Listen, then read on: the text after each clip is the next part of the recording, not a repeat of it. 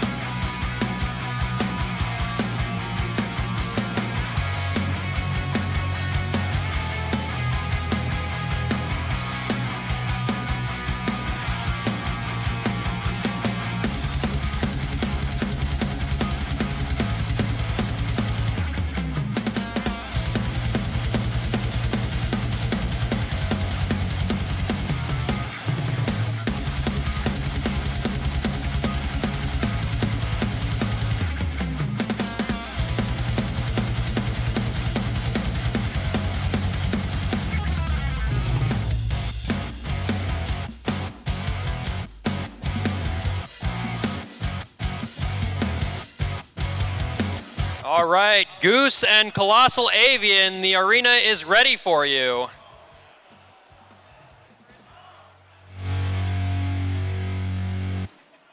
What are our sides? Okay, we're gonna go ahead and put Colossal Avian in the orange and we'll put Goose in the blue.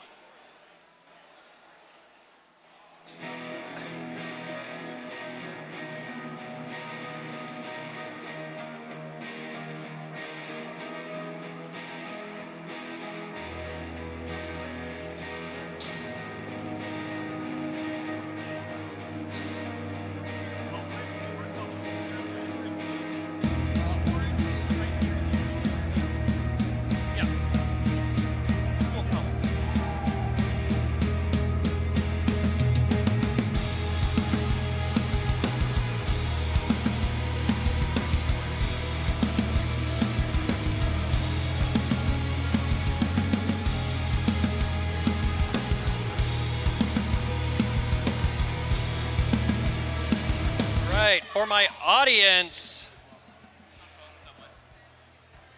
All right, for my audience, I want to get a little bit of practice whenever something exciting happens in the box here, because we do use this for promo footage and we want it to sound really good. So let me hear what it sounds like when Goose gets thrown into the roof. Let me hear what it sounds like when Colossal Avian burns out a motor after 5 seconds and it can't fight anymore. That'll do for now, I think. And thank you for your participation here.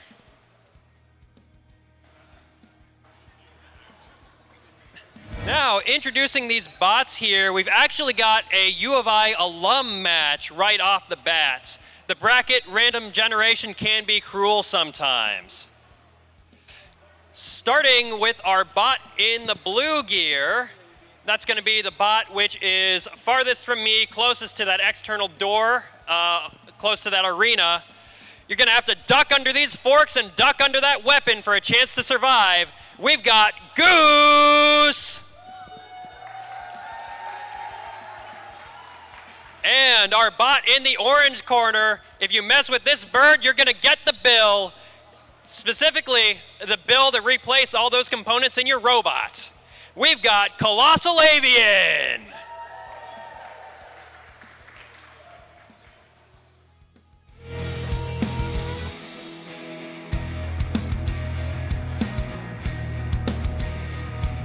We will allow these robots to finish their final preparations, and then we will be good to go.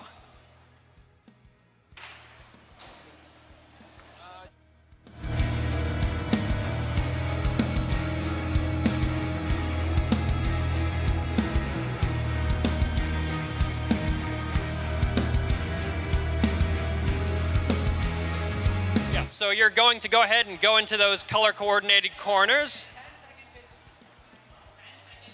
10-second spins. We got our refs all ready then?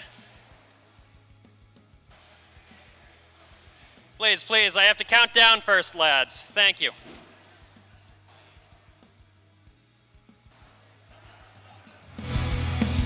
All right. So, Goose, who is built by our alums of the class of 26, are you ready to fight? 25, sorry. They're ready to fight. Push the button. Great. Can we wait? Yes, we can wait until the judges are ready.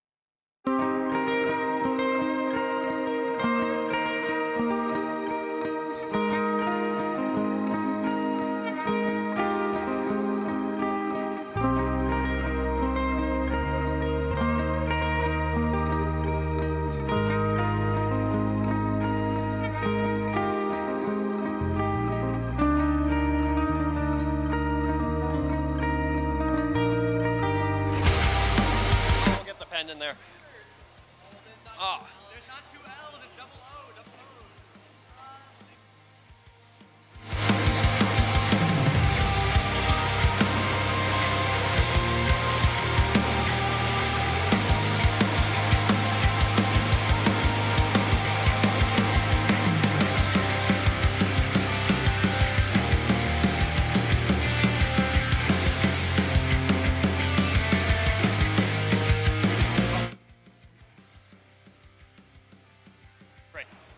Okay, and Colossal Avian, built by the class of 24. Are you ready? Ready.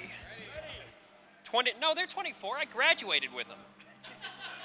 I know what I'm talking about, at least on this one. Anyway, push our button then.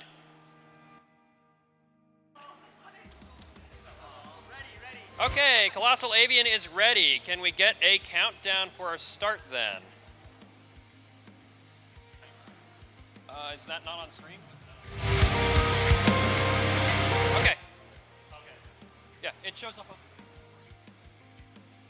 Okay, sweet. All right, we are ready to go then. So commence countdown. 3. Okay. Is it showing? Okay, hang on. Stop. Is it showing up on the screen? Yeah, okay. Okay, let's get a restart on that. Sorry. Technical... I can't.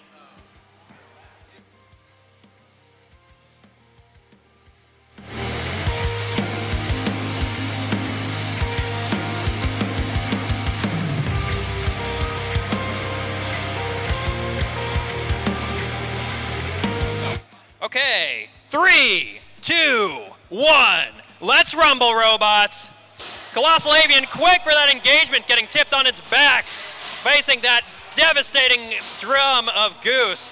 Colossal Avian trying to get a good pin on Goose. That's that attack mode of that hammer saw. Get its opponent pinned and then slam down with that hammer. But Goose is not giving it any entrance right now. Oh, Colossal Avian's getting that pin now. Revving up that weapon. It's looking for that impact. Oh, Goose making an escape there. Got that drum, getting another flip out of Colossal Avian. Not looking good for my class at the moment, but they've made it out of tougher situations before. Goose just bullying them at the moment. Avian just looking for a time to get that weapon in, but Goose is not giving it that opening. Oh, it's on its head. Colossal Avian can drill through that bottom plate if it can make it. And it's got that left side drive down. It's just got to aim for that opening. Goose doing all it can to keep that drum facing it. Uh-oh! Oh, yeah!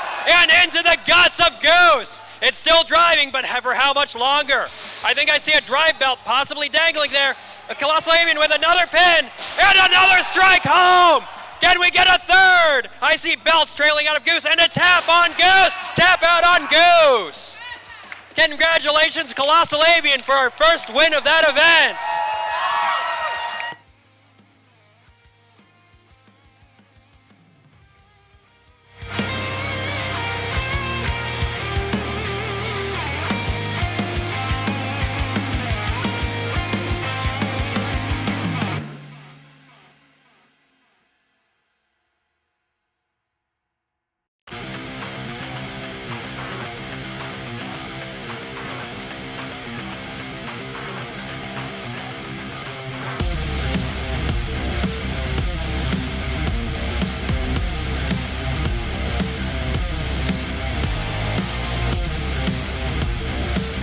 It's a classic control bot style match right there.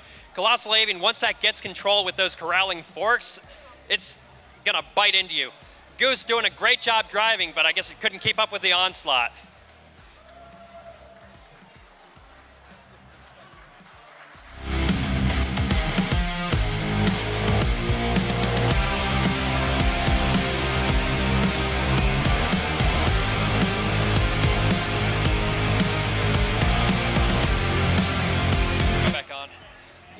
So for those of you who are relatively newish to the sport or maybe haven't seen this type of bracket before, we are working with what is called a Swiss style bracket. So we end up fighting all of the robots with robots of like records. So once you win, you fight another winner. Once you lose, you fight another loser. If you make it to 2 wins through, I believe, 4 rounds, you can make it into the single elimination bracket, which we will be fighting tomorrow. And that will hold true for both the 30 pounds we're fighting today and the 12 pounds that we're fighting today.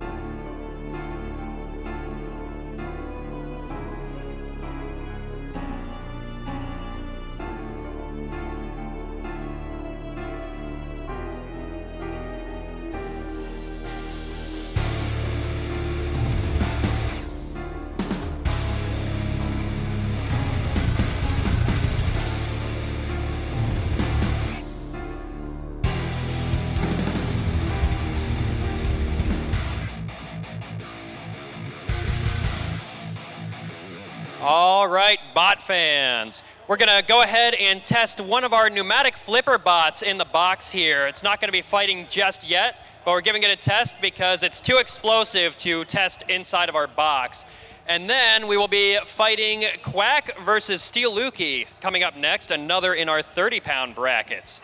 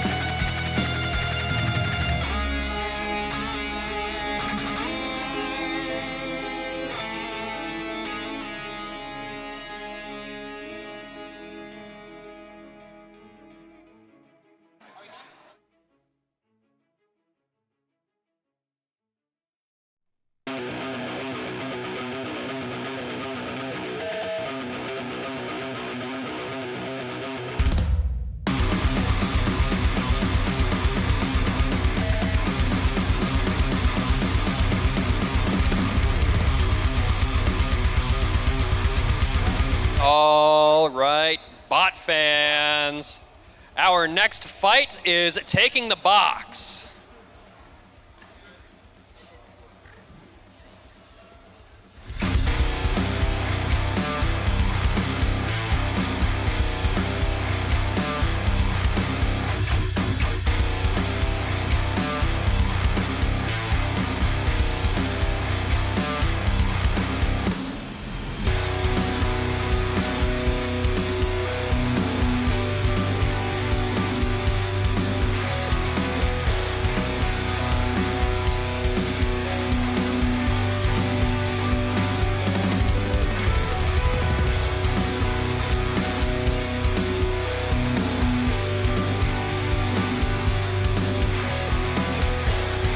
Alrighty, who's ready for our next fight? Let's get some introductions underway. Our bot in the orange, the U of I class of 26. It's no fake, it's the real deal. It's Quack! And our bot in the blue gear, coming to us from Southern Illinois University. Here to whack you with that folded chair, we've got Steel Lukey 5.0. Quack, are we ready to rock? Steel Lukey, how we doing? We are good to go. Judges, are we ready? All right, let's start our countdown then. 3, 2, 1, let's rumble, robots. Quack, gearing up that weapon. Steel Lukey not spinning up. Oh, slowly. Oh, and getting tossed by Quack. Steel Lukey's weapon is looking like it's at a pretty funny angle right now. Quack just buzzing above that entire chassis. It's only able to hit that weapon right now, and just the very edges. I saw a bearing. I see things coming on. Oh, and I think we need to call it there, folks. And Quack has surgically disassembled Steel Lukey 5.0. That's right, I'm sure that 6.0 will be back in 2 to 5 business days and ready to fight again.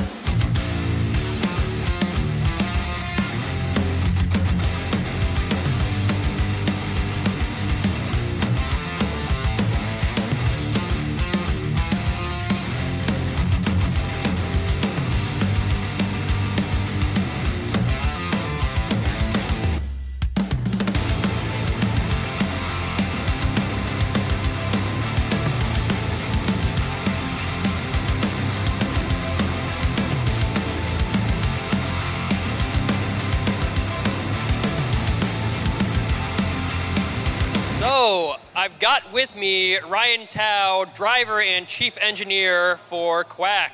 Tell me a bit about that fight.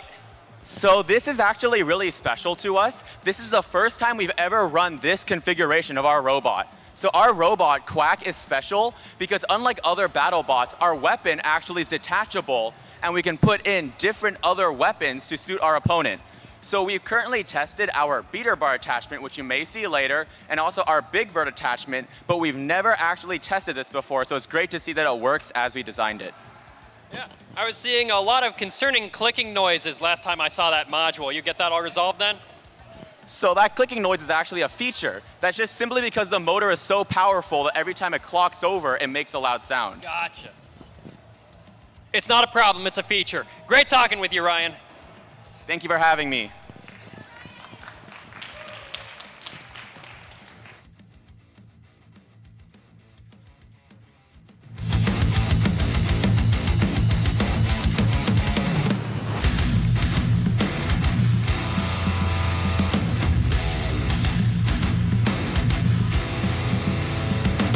All right.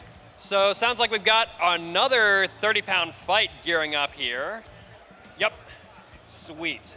Looks like the last one of our bots over there is passing through safety, and then we will be good to go.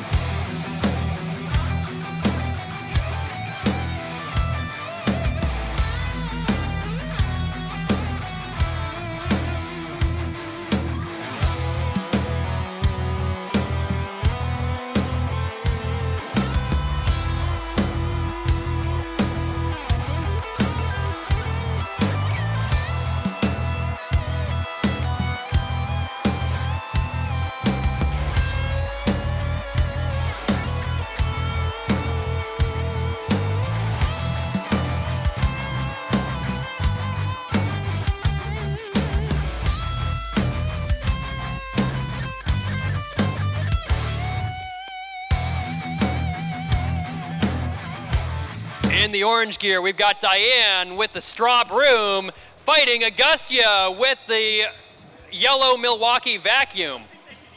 Let's do a cleaning battle. I don't think they can keep it off. I think the broom is winning this match. Oh, we got a tag team out of the both of them there. Swept into a pile and then vacuumed up by the yellow Milwaukee. A classic move. Yeah. And thank you to our sponsors at Milwaukee Tools, without which none of this would be possible.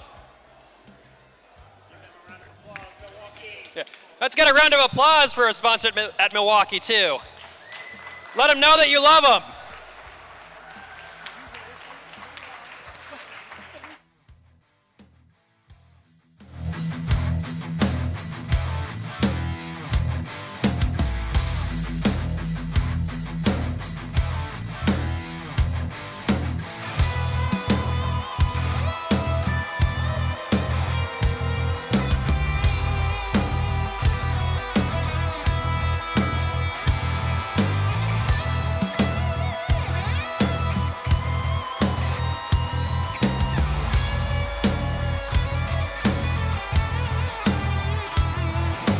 All right, bot fans, who's ready for some carnage? Starting with our bot in orange, coming at us from Northern Illinois University. That's correct, right? Northern Illinois University, right? Great. They're here to take home the victory crown. It's Harold. And in the blue gear, coming at us from our sister campus at University of Illinois, Chicago, they're here to answer the age-old question, will it blend? We have a Fender Blender.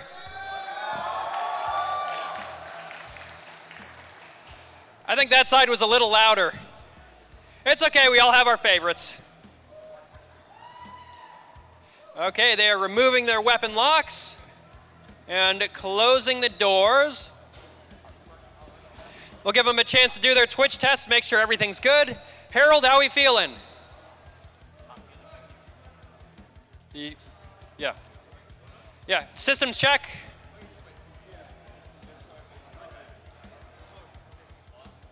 Yeah. It helps if your remote's on. There we go. Okay, we got drive. You want to check anything else, or are we good to go?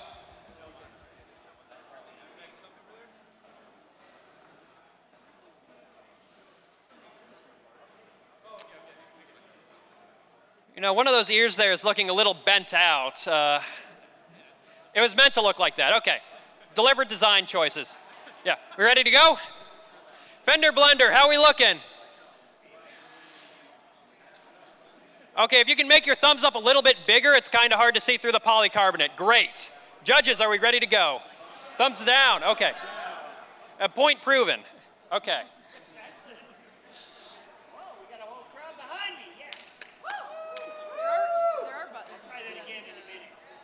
Buttons are...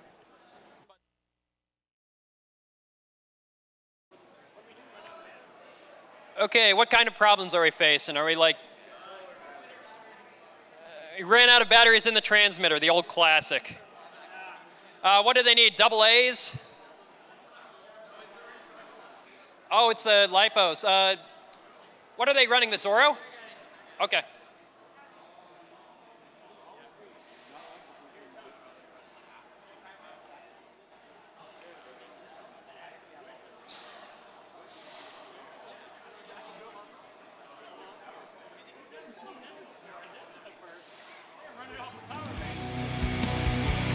Are they plugging it into a power bank to run that remote? Yeah. Oh, man. If plan B doesn't work, go with Q. My crowd from the back. Woo! All right, we're getting there.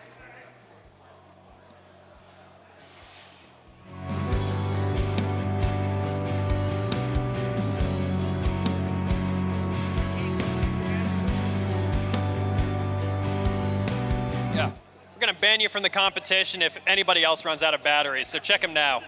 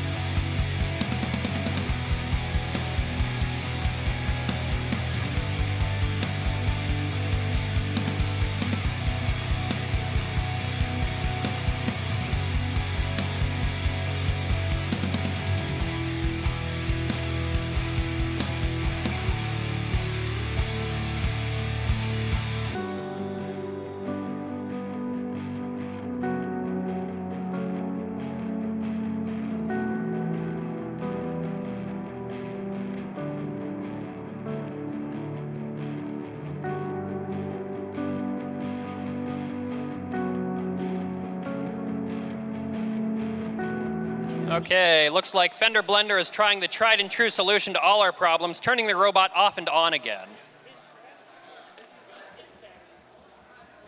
Also the tried and true strategy of trying to drain Harold's battery before they can get to the fight, so that they run out 2 minutes in. A devious strategy, but we'll see if it pays off.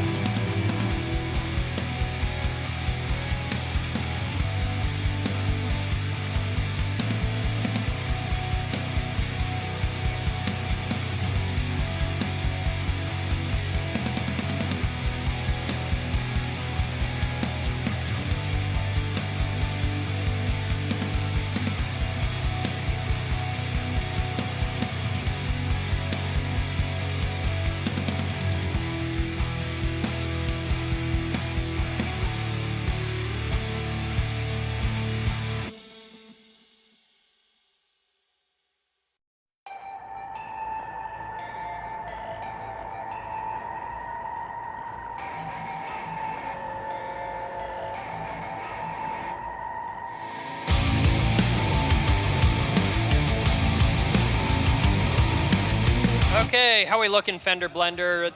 I seem to recall that bots tend to turn on a little faster than that. Are we needing a delay, or what's going on over here?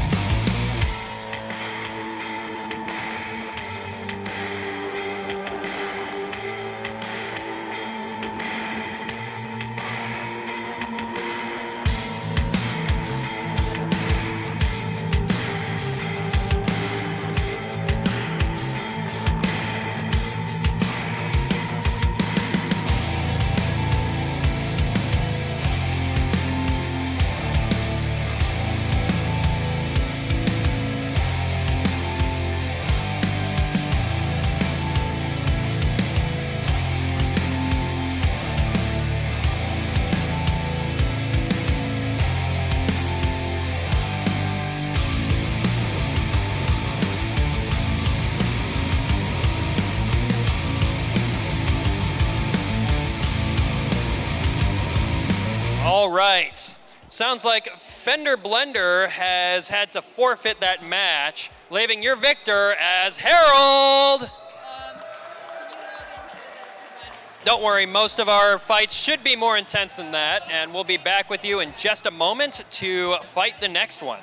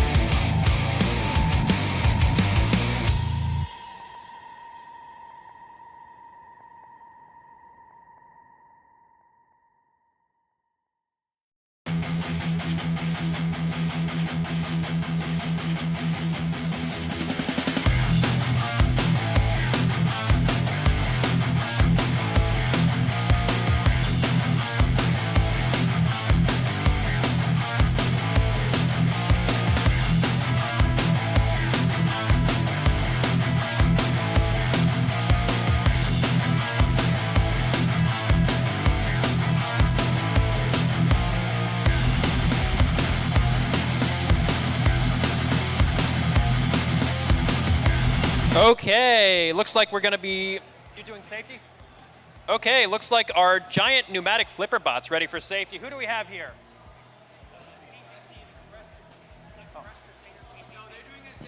Yeah, I know, but might as well...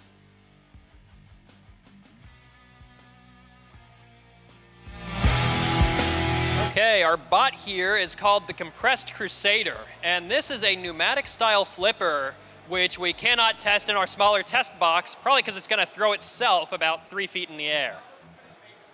So they're just doing our safety procedures. For those of you unaware, the safety procedures generally involve making sure drive works, making sure weapon works, and then turning off the bot so that if it drives, if the transmitter has any problems for whatever reason, the robot stops instead of just driving around uncontrolled for the next, until the battery runs out. I was hoping for a little more kick than that. That passed safety? Okay, well, that was their safety then. Sorry. Yeah, maybe I hyped that up, but one that I'll hype up that I'm sure will live up to the expectations is our first 12-pound fight of the day. Looks like we've got Larg and Jaegerbot coming down to the box. So if I can get Larg and Jaegerbot in here, that would be fantastic.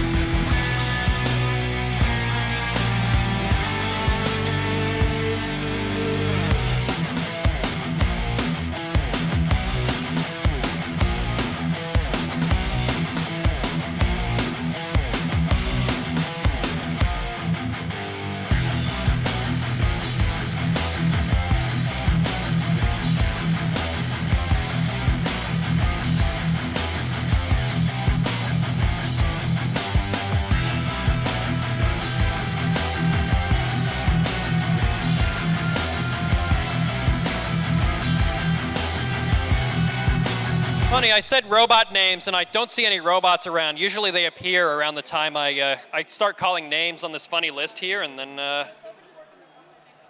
actually that's Jaeger, right?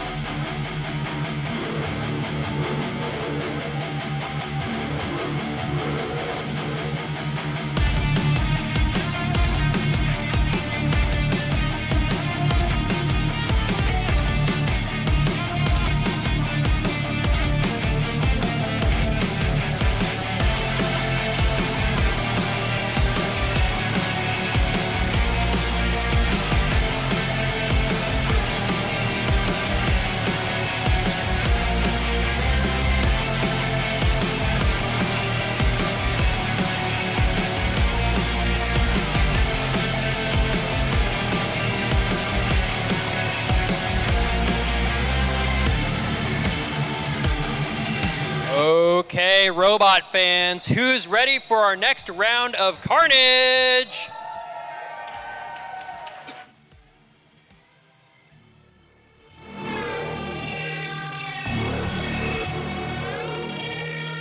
Okay, starting with our bot in the orange gear, coming to us all the way from St. Louis. What is that, 2.5-hour drive?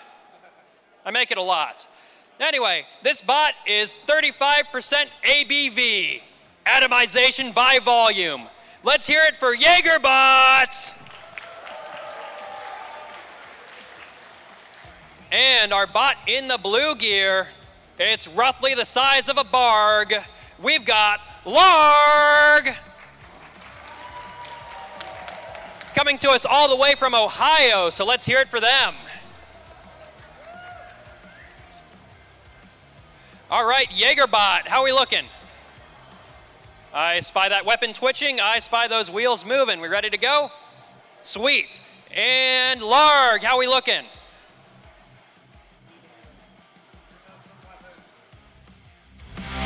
Do it spin. The wheels spin. The weapon?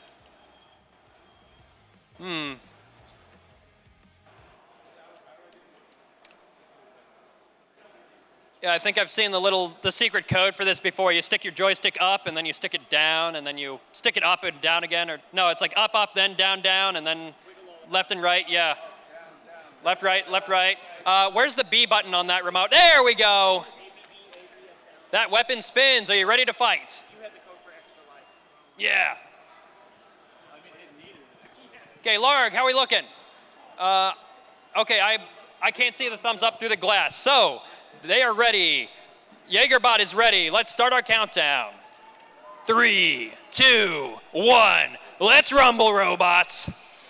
Larg spinning to life, and JagerBot taking it head on. A lot of times these, almost out of the arena, but not quite. Larg on its head now. That steering's gonna be inverted. It'll be a bit harder to drive now. Getting kicked around by JagerBot, and a toss again, lifting some dust from that arena. And another impact. JagerBot just shakes it off. That front wedge putting in some work. That big horizontal of Larg looking to sink itself anywhere except that weapon. But JagerBot is not letting it. JagerBot does not mind going weapon on weapon here. These small vertical bots, they do not mind at all going head to head on these weapons. I spy bearings, I spy washers, I spy Larg with a belt coming detached. JagerBot's ready to keep going if Larg is.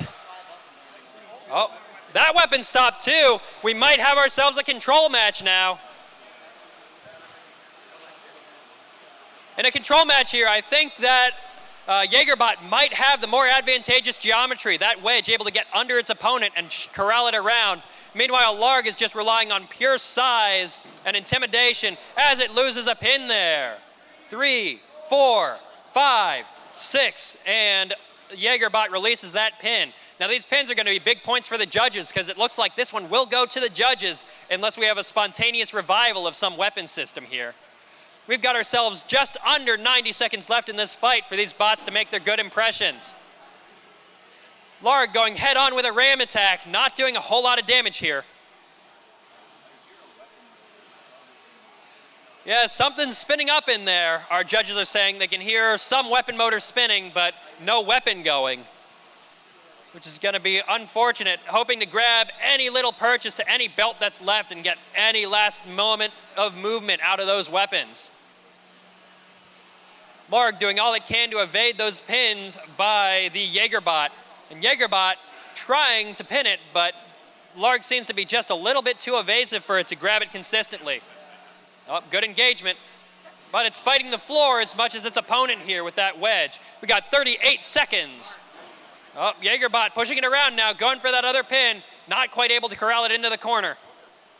And into the wall there. Judges standing up to get a close look on that. 5, 6, 7, 8, 9, and the release of that pin. We've got 20 seconds left here. All right, audience, I didn't have you practice this one, but we're counting down from 10.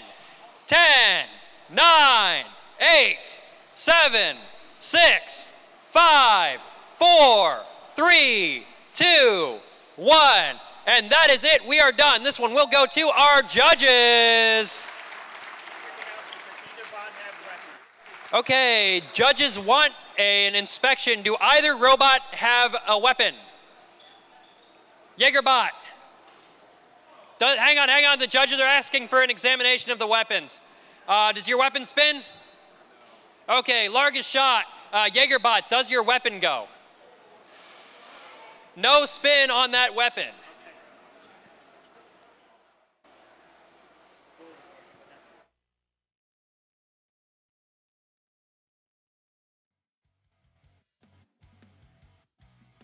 You're clear to go ahead and unload these bots now. Are the judges going to want a damage inspection on these robots? No. Okay, you are free to unload then.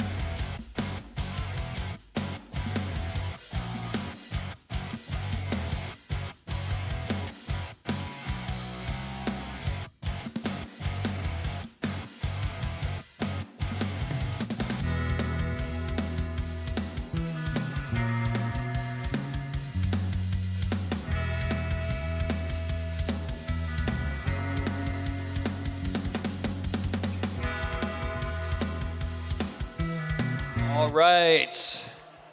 Doing a little bit of arena clean out, and then we are going to be taking the stage with our next 12-pound fight.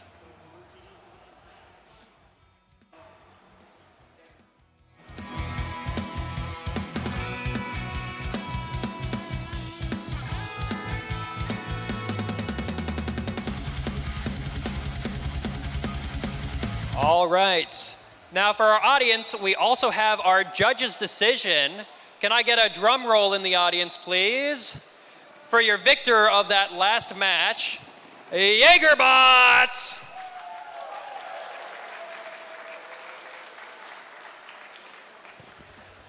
Let's see, out in the audience, do we have anybody who has never touched a combat robot before in their life? Oh, we got a few hands, great. If you ever want to come down, talk to some of our competitors, come on down by the rails and catch them on their way in, on their way out. These guys love to talk about their robots.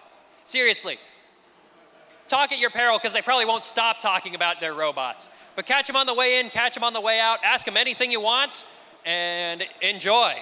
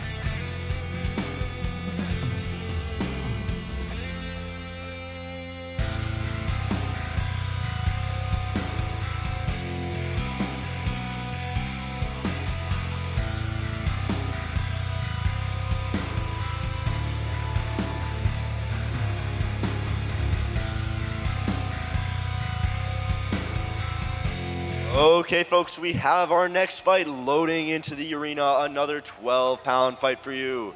So get ready.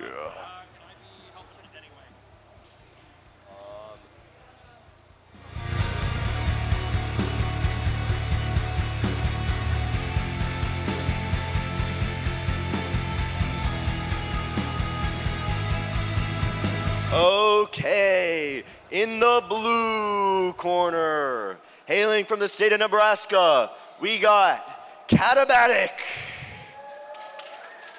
And in the other corner, from the great state of Minnesota, we have Very Powerful 12.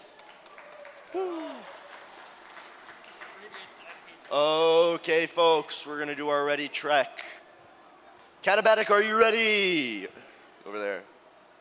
Very Powerful, are you ready? Okay, then let's get this match started in 3, 2, 1. Let's rumble, robots. Okay, that's Very Powerful 12 coming into the center.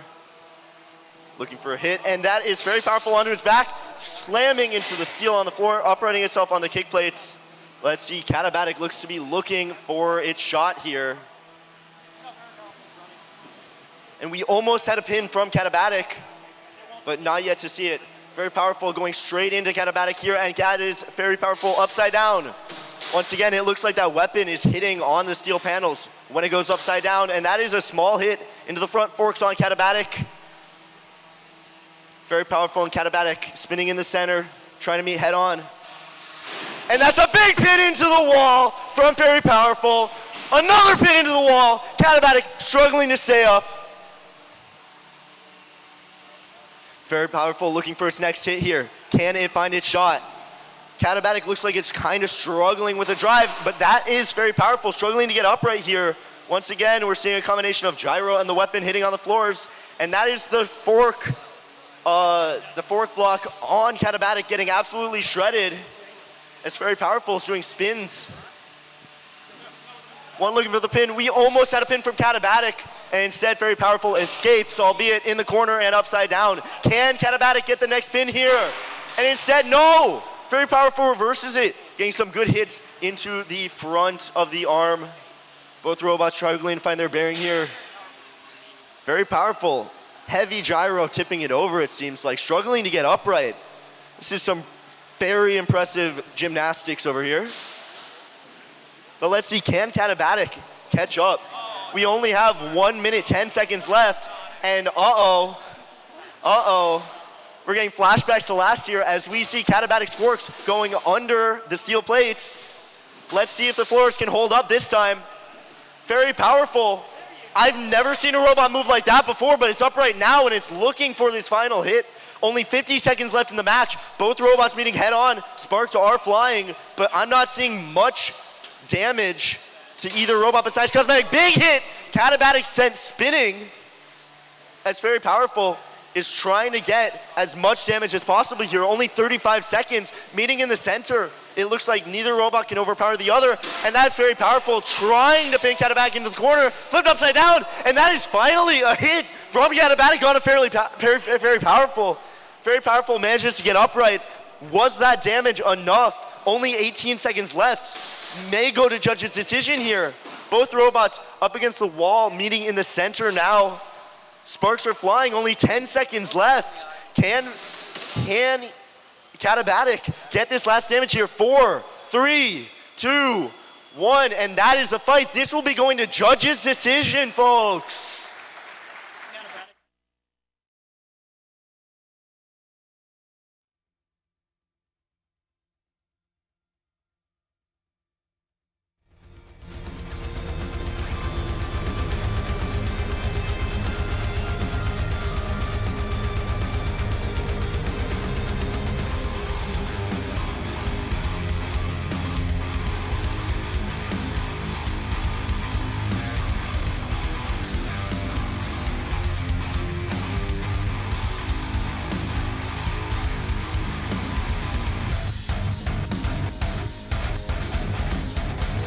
Okay, so we're seeing Very Powerful 12 spinning up its weapon.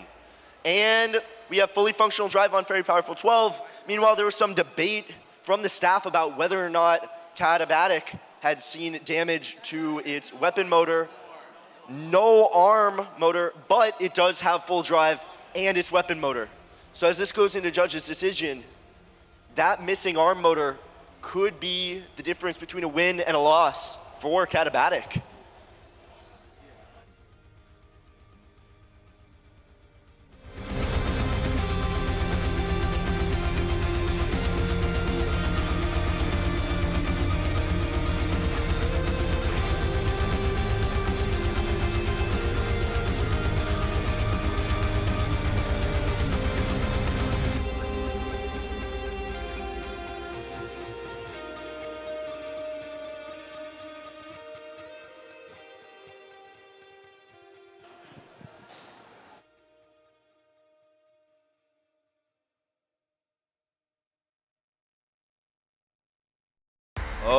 Okay, folks, I have an announcement from our judges about that winner of that last match. The winner is Very Powerful 12. Woo!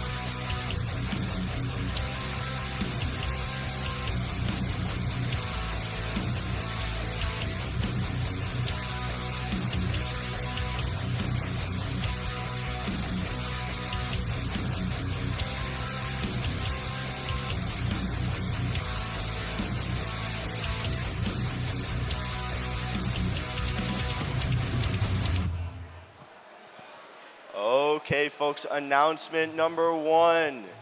In the main arena right now, we will have Sweet Tango be doing some testing in preparation for its fight against U of I favorite Kill Switch. Woo! But secondly, more important big announcement, are you guys having fun? Woo!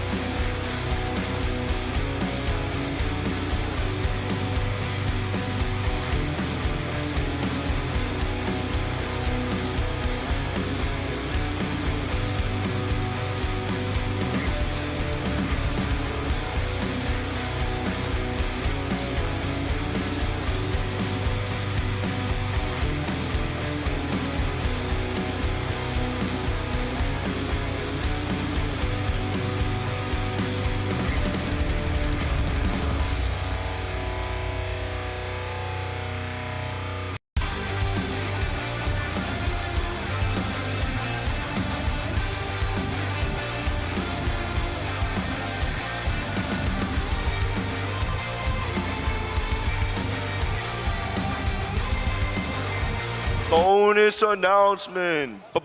Bonus. If you are the owner of a black Toyota RAV4 parked in the driveway of the parking lot, there are additional spots open in the parking lot. Bonus.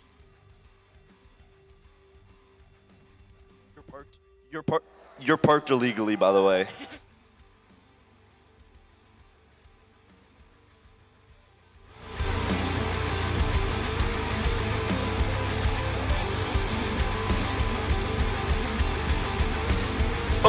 Bonus announcement, it is lunchtime. Go enjoy your lunches. Bonus.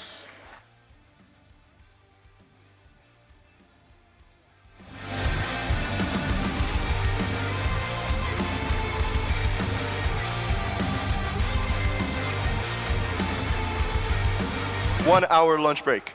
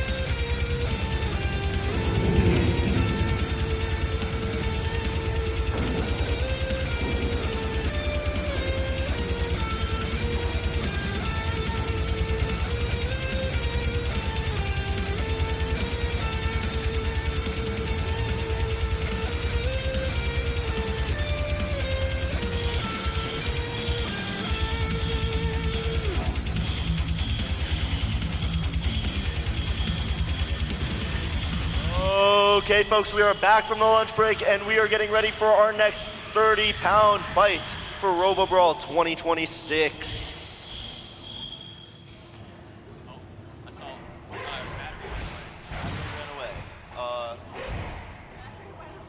Interesting. Okay, so the robot in yellow, it's gonna destroy you. It's Sake Stroven. And in the opposite corner, it's the multi-bots, everybody's favorite misdemeanor and felony. It's assault and battery. I'm aware. While we're waiting for this match to get started up, I just want to let everybody in the audience know about assault and battery. Assault is the one in the orange, and battery is the one in the white with the wider drum spinner. But it appears that some robot is going to be power cycling, which is what we do when the robot won't start. So our competitors are going to be putting their controllers down in a moment. Stick around.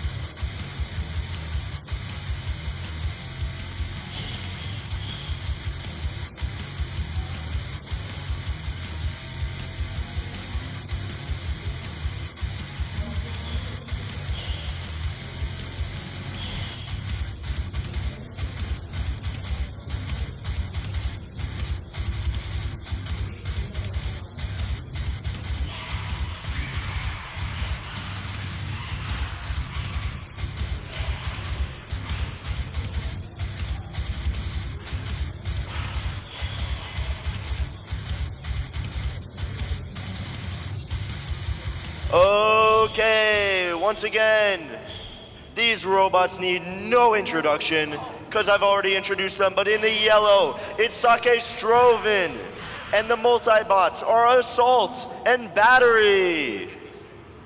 Sake Stroven, are you ready? Okay, Assault and Battery, are you both ready? Okay, then let's get this fight started in 3, 2, 1. Let's rumble, robots. Okay, Assault making the first move and going into a wall. Okay, we're assaulting the walls, and that is something coming loose off of Sake Stroven, and that is Battery under the floorboards. I'm getting flashbacks to Robobrawl X 2025. Shout out Jason May. But in the meanwhile, I believe we will be referring to my producer here, who I cannot find. So we are going to be pausing the clock, and we are going to be resuming this fight after we get the floor panels properly configured.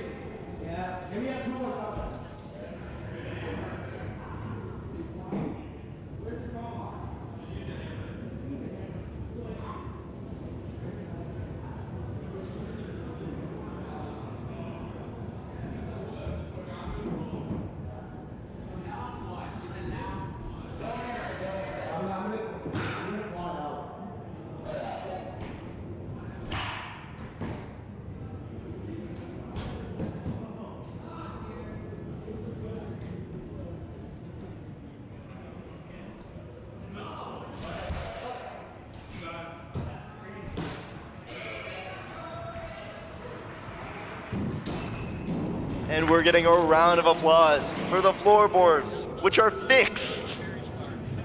Okay, can you all back up? So, we're gonna just check if everybody's ready again. Sake Stroven, are you ready? Sake Stroven is not ready. Come on.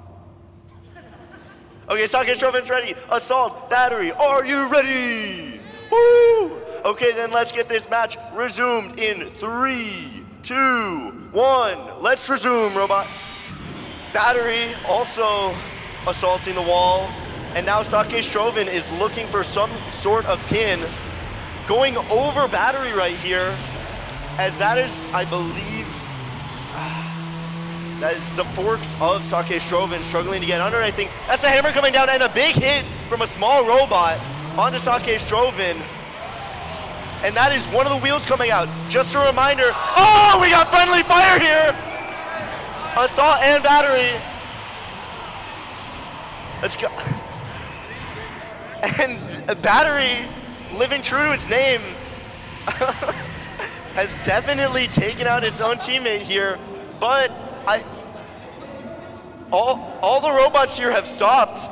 We have 1 minute 38 seconds left, and only Battery is currently spinning. So it looks like that is going to be a knockout for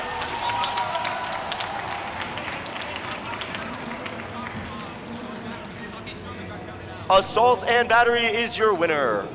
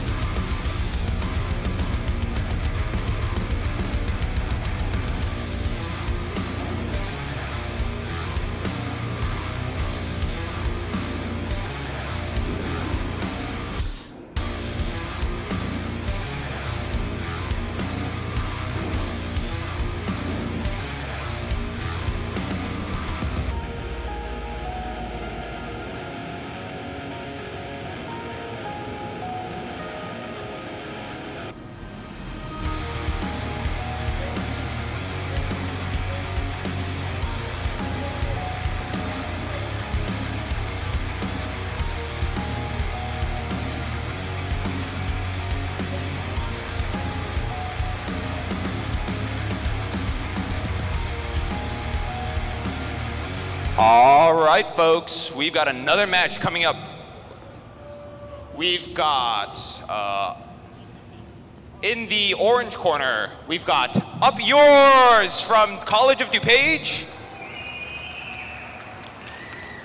Where the hell is CCC from? I don't know. In the blue corner, we've got the Compressed Crusader. Up Yours, are you ready? I can't see that. Compressed Crusader, are you ready? Judges. Up Yours. All right, I got a thumbs up.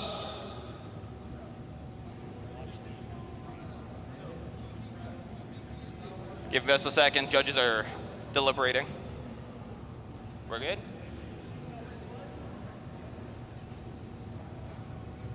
All right, let's get this match started in 3, 2, 1. Let's rumble, robots! Up Yours slams directly into the kick plate. Lands a nice shot on the TCC. Both robots going weapon to weapon. Up Yours showing some impressive breakdancing.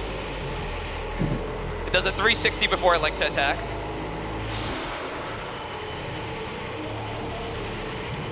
TCC taking its time, nice hit out of Up Yours, but it looks like weapon's gone down. A silence falls under the arena as the Compressed Crusader gets close. Oh, Up Yours is back on. A false sense of security. Never mind. Up Yours, oh, it seems to be intermittently turning on and off again. That's what we call a brownout. The Compressed Crusader needs to take advantage of this. Gets a nice pin, a reverse pin.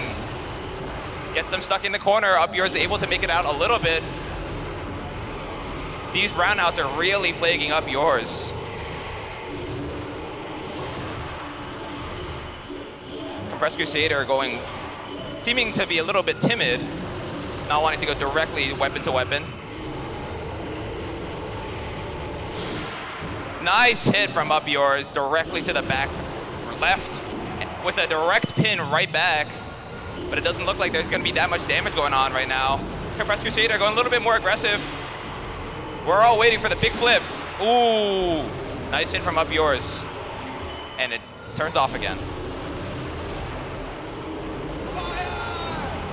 Compressed Crusader had a perfect shot, going butt forwards towards Up Yours, seeming to wanting to stop that weapon. We've got just around a minute remaining. Oh! Compressed Crusader playing really, really looking for that perfect time to fire that weapon. Compressed Crusader driving with the butt forwards.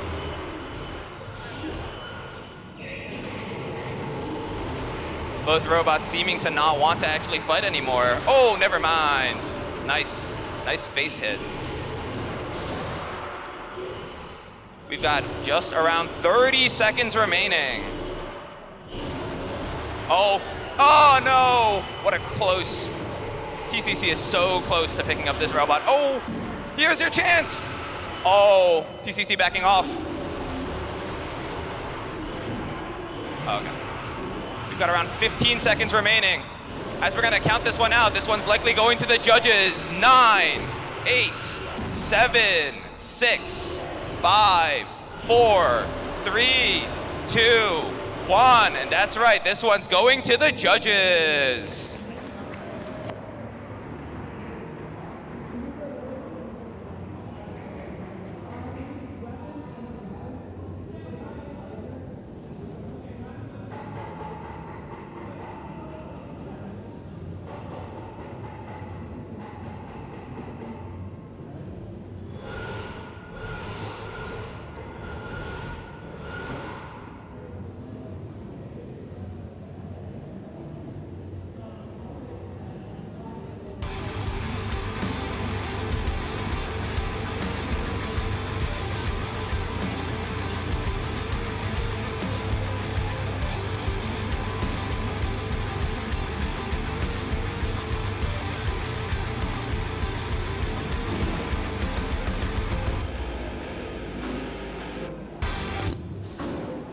Also, to any attendees, we're selling iRobotics hoodies, iRobotics jackets, right in the south entrance to the stock pavilion. $55. They're very nice. I made them myself.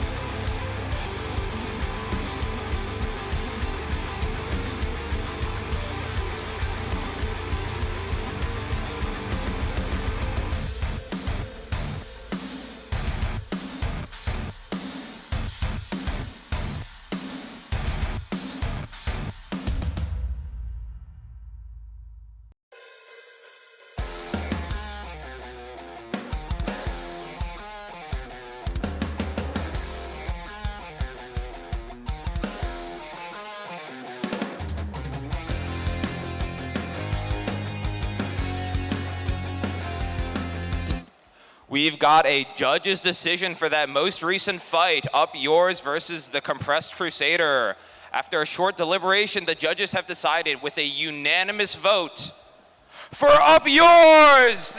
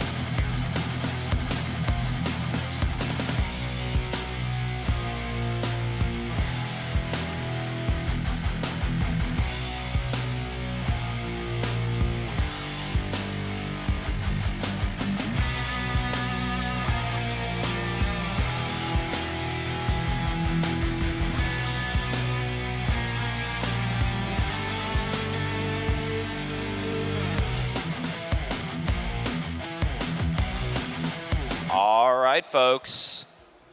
We're getting ready for our next match. We've got Kill Switch versus Sweet Tango. I'll love to tell you a little bit more about it when these robots get more situated. Hit the chassis as much as possible and just see what holds up and what doesn't. So.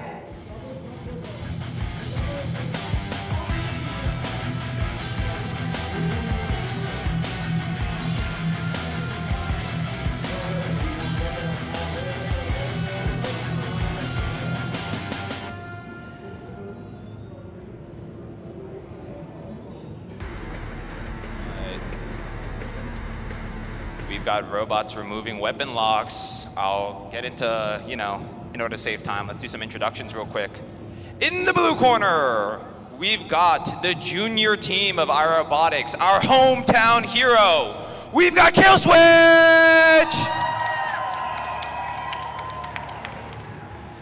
And in the orange corner, we've got Sweet Tango. So here's another very exciting thing about this fight. Typically, we are fighting in the 30-pound weight class. Both Kill Switch and Sweet Tango have active weapon bonuses. Kill Switch is using a shuffler motor system to kind of shuffle their way across the arena. That's going to give him 45 pounds. Sweet Tango is using a crazy electromagnetic walking system to give him 60 pounds of weight. All right, let's get this match started. Kill Switch, are you ready? Okay. Sweet Tango, are you ready? Judges, are you ready? This is gonna be a good one. Let's get this fight started in 3, 2, 1, let's rumble, robots! Kill Switch loud out of the gate. Sweet Tango beginning to make his walking moves. Kill Switch, oh! Pins it to the corner. TPU shredded. That's gonna be shrapnel. Nice hit directly from Kill Switch. It's going in for the kill. We've got Sweet Tango trapped in a corner. Kill Switch backing away. Sweet Tango, I'm gonna need to see some motion from you. Kill Switch going aggressive, making sure that Sweet Tango doesn't even get the chance to begin to move out. I need to see some movement from Sweet Tango. I think we need to start this countdown. Kill Switch is getting really close.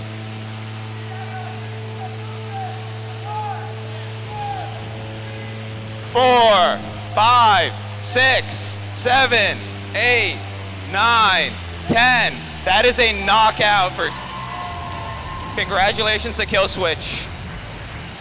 Sweet Tango got a rough one on this break.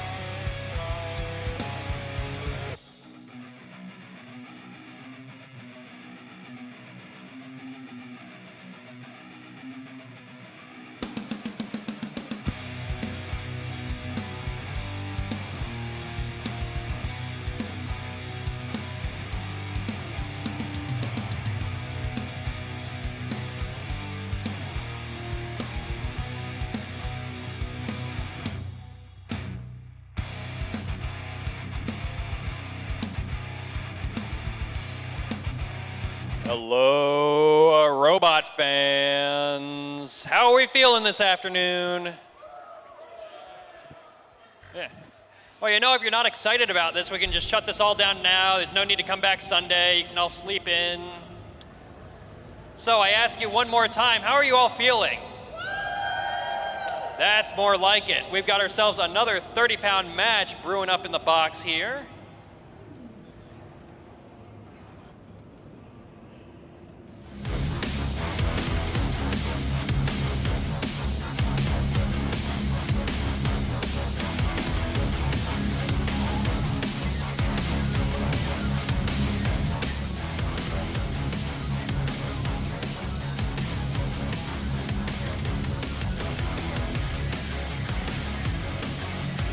Okay.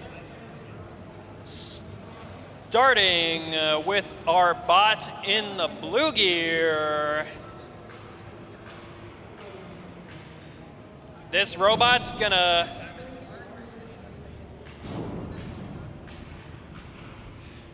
The only thing this robot's gonna foul more than the arena is your opponent's robot. It's Quack! And our bot in the orange gear coming to us all the way from North Dakota State University. Quite a trek there. It's here to stonewall your progress and block you out of the victory. We've got a Boulder Bot.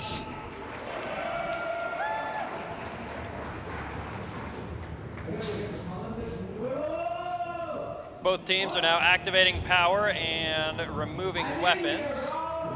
Weapon locks, excuse me. The weapons stay on.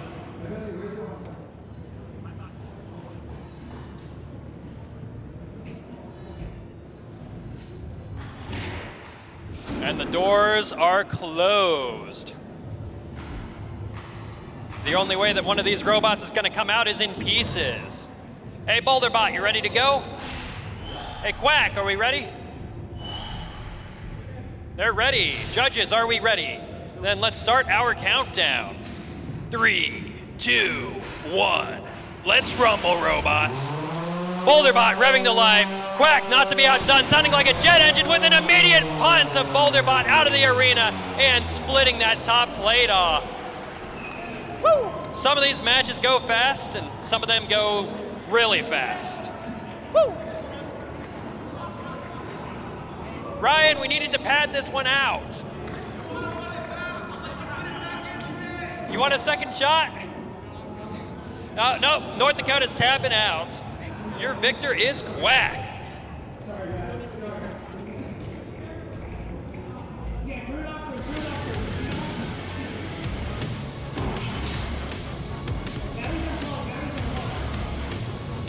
I spy wires attached to that lid.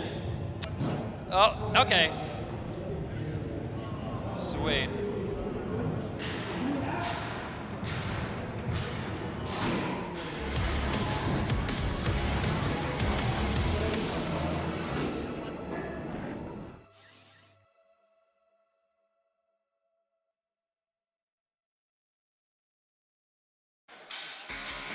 So I've got one of the drivers from North Dakota State University. Actually, what's your team name? We are from Bison Robotics at North Dakota State University. Team Bison Robotics at North Dakota State University. So tell me about that fight there. It was really quick. I barely was there myself, so I don't know if I could say all that much to it. You know what failed there? Or So we just got launched over the edge on our front left end and just kind of, I don't know, there's not much more to say about it, you know? screws come loose? Did they tear Screws out? on the top plate came loose and then tore out, but you know. Oh, they tore out proper. Yeah. Oh, It's kind of rough. that's going to be fun to repair. All right, well, best of luck, and we'll see you back in your next fight, hopefully. Hopefully. Put in some new threaded inserts, you'll be fine.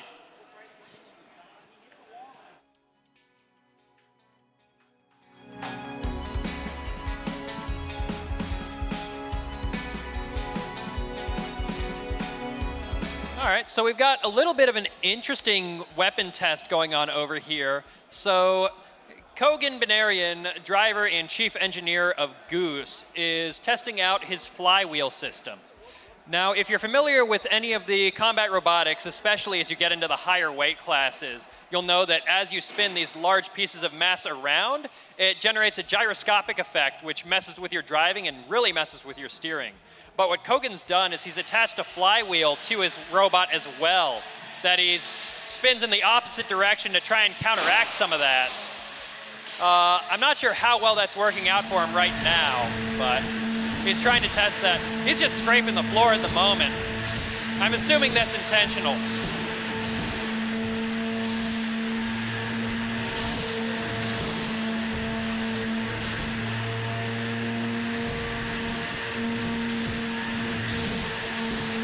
And you can see the way that Goose is just, the slightest turn is turning those wheels on end.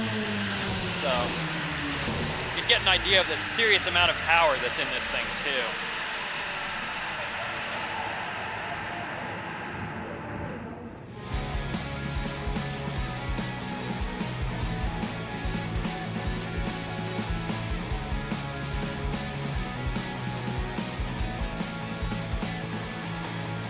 Okay, so we are looking for Ace of Spades and Larg to take the box.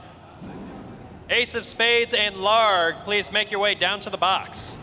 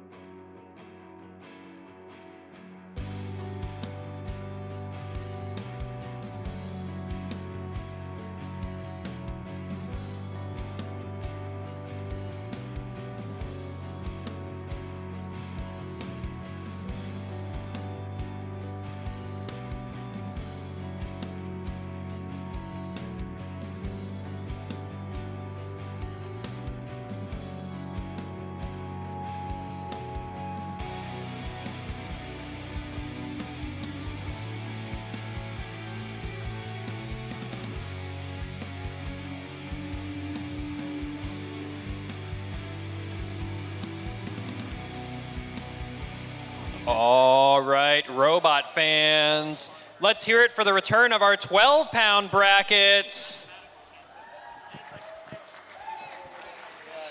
Starting with our bot in the orange gear, the one painted in the teal in case you can't see those gears.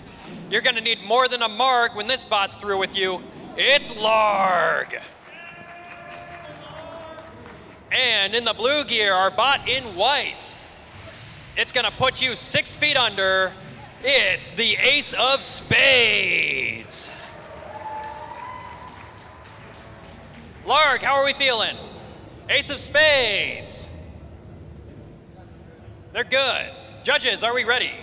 Then let's start our countdown. 3, 2, 1.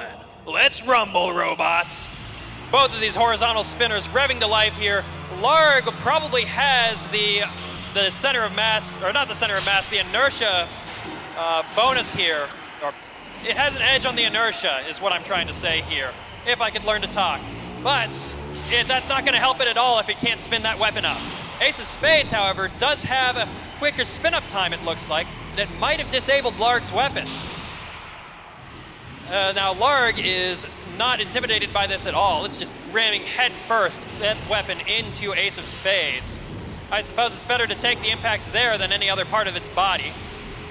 Ace of Spades trying to spin back up, but it looks like it's not really getting a chance to take it to full speed. Well, maybe taking some of that to the TPU. If it can carve away some of that TPU of Larg, it can maybe hit some of those nice, sweet, juicy internals, and we'll have our second fire of the day. But then again, Larg maybe just trying to use Ace of Spades' weapon to spin itself back up. It might be having a little bit of trouble getting over that inertia, but it's spun that weapon up now. Might have dropped a weapon phase in there or something. But now it's ready to do some damage.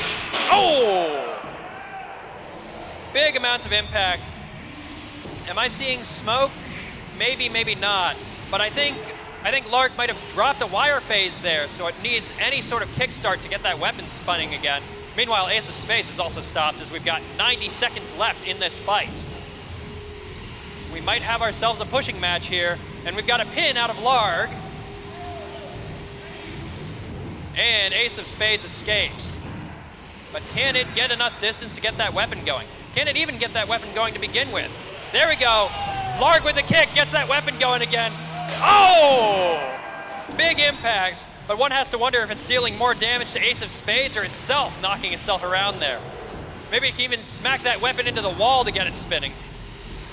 We've got 1 minute left in this fight. It looks like it's getting mostly into the control territory. But then again, if Larg can get that weapon, just give it a little kickstart, then it can get that spinning again and chew up some more of Ace of Spades. Both robots are trying to do whatever they can for the judges now. But it looks like we might be into control match territory.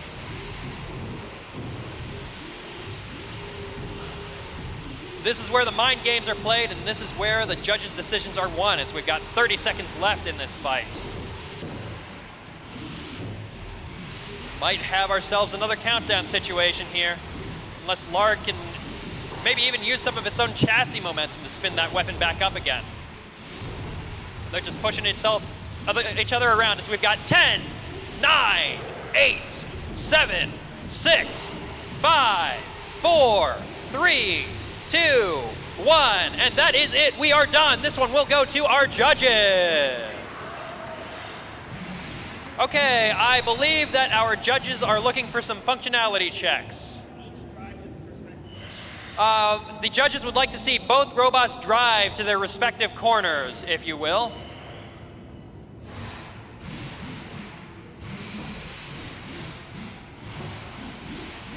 Yeah.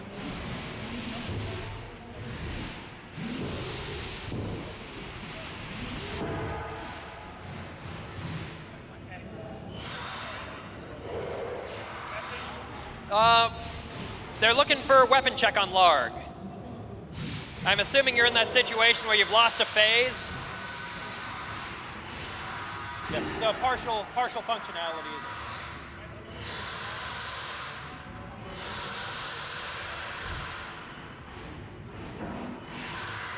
Oh, yeah, sure.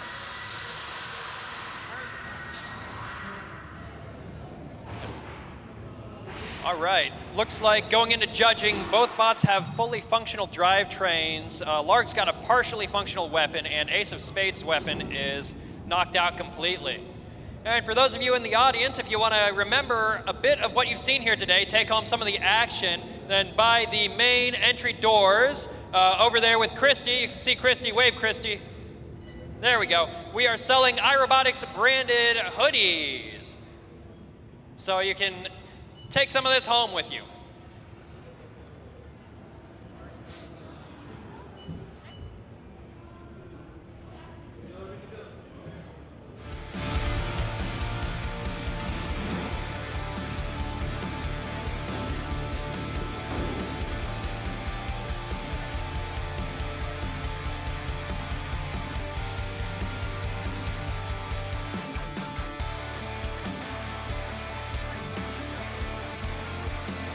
Now, all of our robots here tend to take on a big beating, but if you guys need tools that'll take a big beating, make sure to check out Milwaukee Tools, proud sponsors of the Robobrawl 2026. I believe that we even have some Milwaukee employees down on the floor there, and if you want to talk with them about some of their tools, check out what they've got. Feel free to talk with them. They would love to answer any questions you may have about Milwaukee. and their tools. I think that they've even, do they have the clear demo models down there? Maybe not. Well, they don't have clear tools, but they've got red tools, and that's even better.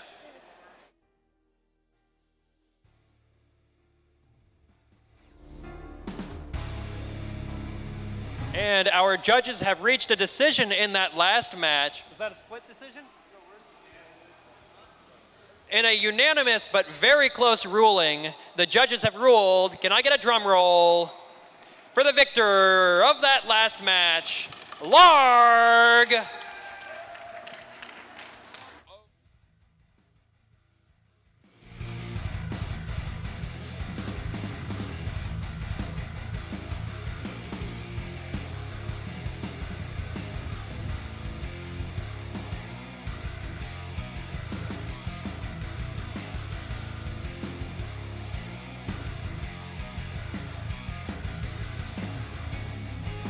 So we have one of the more interesting bots mechanically in the box here right now. This would be Sweet Tango. And the way that this functions is it's got two electromagnetic feet that it can choose to engage or disengage with this floor. So it clamps one to the floor and then pivots around it with the other. And then you can see two weapon blades sticking out from underneath it. Now, this method of locomotion is non-traditional, and it gets it a weight bonus in our categories. So I believe that weighs 60 pounds, correct? That is a 60-pound true walking robot. So it's definitely a scary contender as long as it's functional. That being said, that extra complexity does add extra risk. So maybe we'll see how it does in its next fight.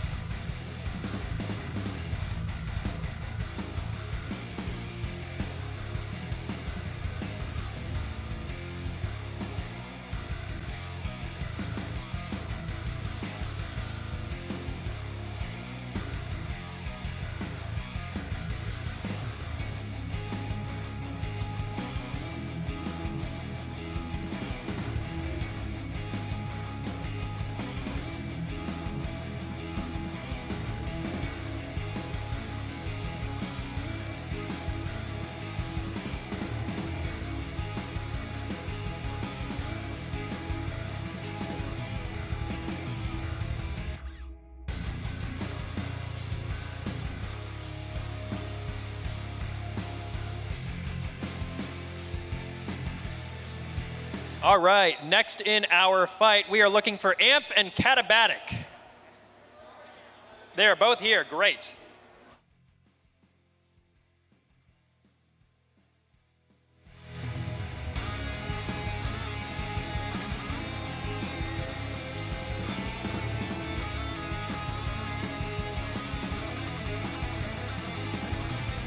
Well, they're going.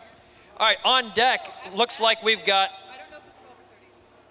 okay, our next 12-pound fight looks to be FP12 and Plana. What's our next 30? The 30's been going on. Okay, 30s we're doing sporadically, but if we can get those two bots preparing.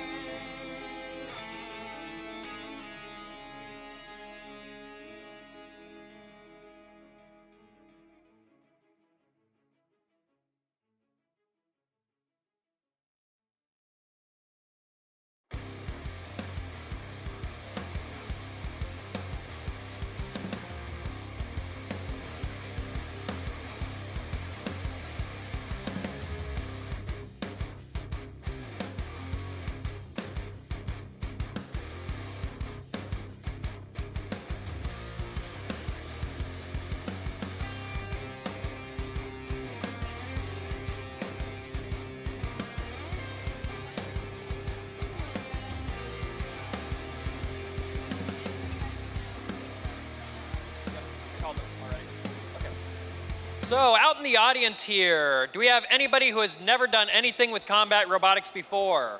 Any newcomers? Yeah, newcomers. Great. How are you enjoying it so far?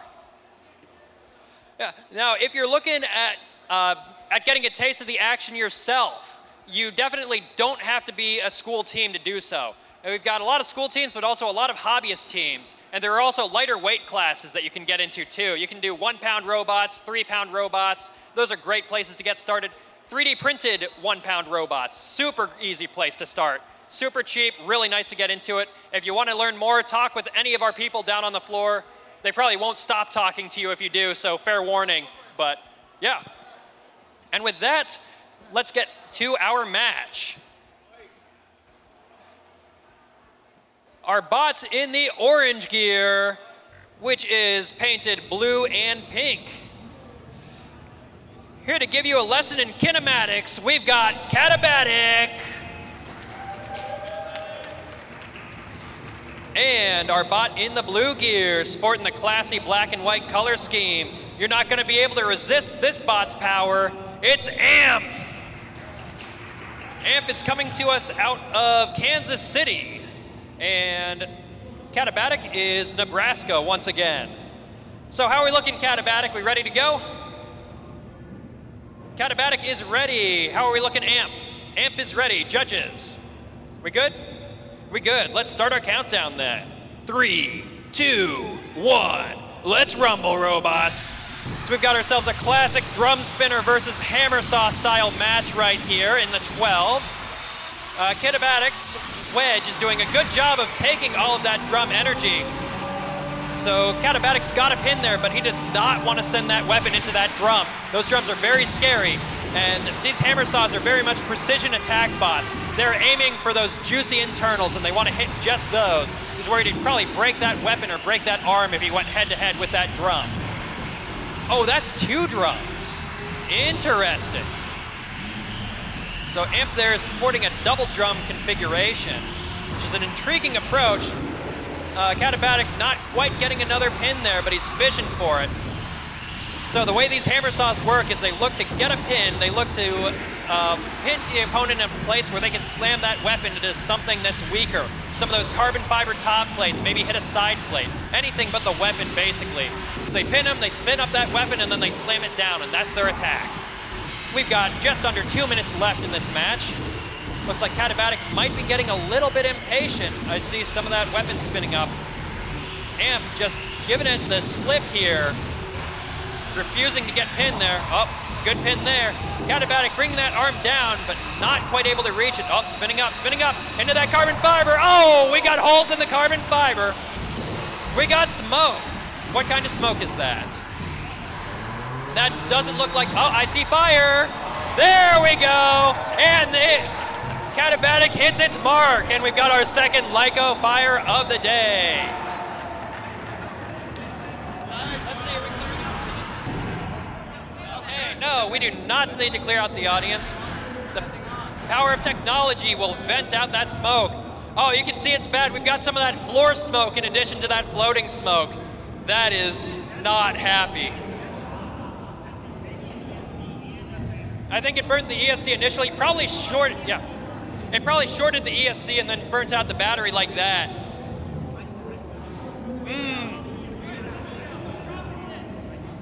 Get a smell of that combat robot in the afternoon. You'll love to smell it. Brings back memories, right, Diane? Bad memories. This is bringing back bad memories for Diane. She and I worked on a robot. This was 2022. It was the old budget extensions. You can find it on our YouTube. We're a Robobrawl at YouTube if you don't have our channel. But our budget extensions had to fight an alumni team who unceremoniously tore our side plate off and smashed our ESC and then shorted our battery out. And it did this, but worse, because it was a 30-pound. All right.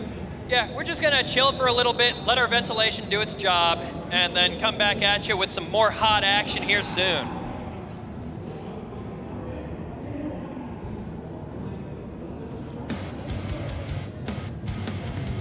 So let's talk a little bit about LiPo battery fires too. So, LiPo batteries, once they start burning, they are notoriously difficult to prevent from burning. You'll see people use some different measures, like you chuck them in sand to try and take out some of the thermal energy, and that helps, but it won't really stop a fire. You can fire extinguish it, but it'll just keep smoldering here too. Yeah, if you feel the need to go get some fresh air, by all means. This gets a little stinky. Filters are doing the best job they can. But yeah, so the best strategy here is to just let it burn out in a safe location. Once it stops actively smoking, it'll go live in the sand bucket for the next few minutes, or for the next several minutes, while we let it burn out.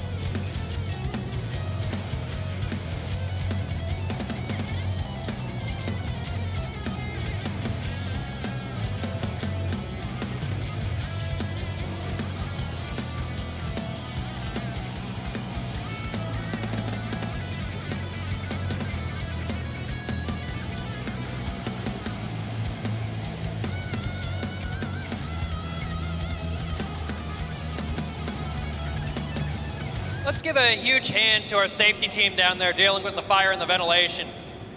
These guys are all student volunteers. They were all up till, what, 5 a.m., 6 a.m.?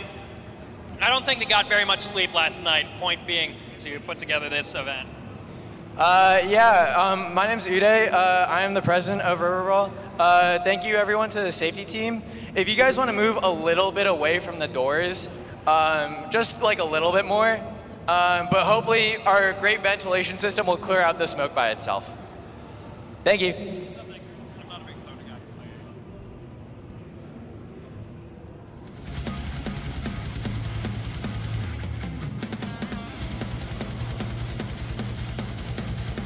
So our robots here sometimes generate a lot of smoke, but you know what kind of tools don't generate a lot of smoke? That's right, Milwaukee tools. Now would be a great time to talk with some of our Milwaukee spokespeople that we have. You can see the bright red table there. If you're interested in talking with them, learning more about some of the tools that they've got, just head on down, go talk with them. They'd love to talk with you.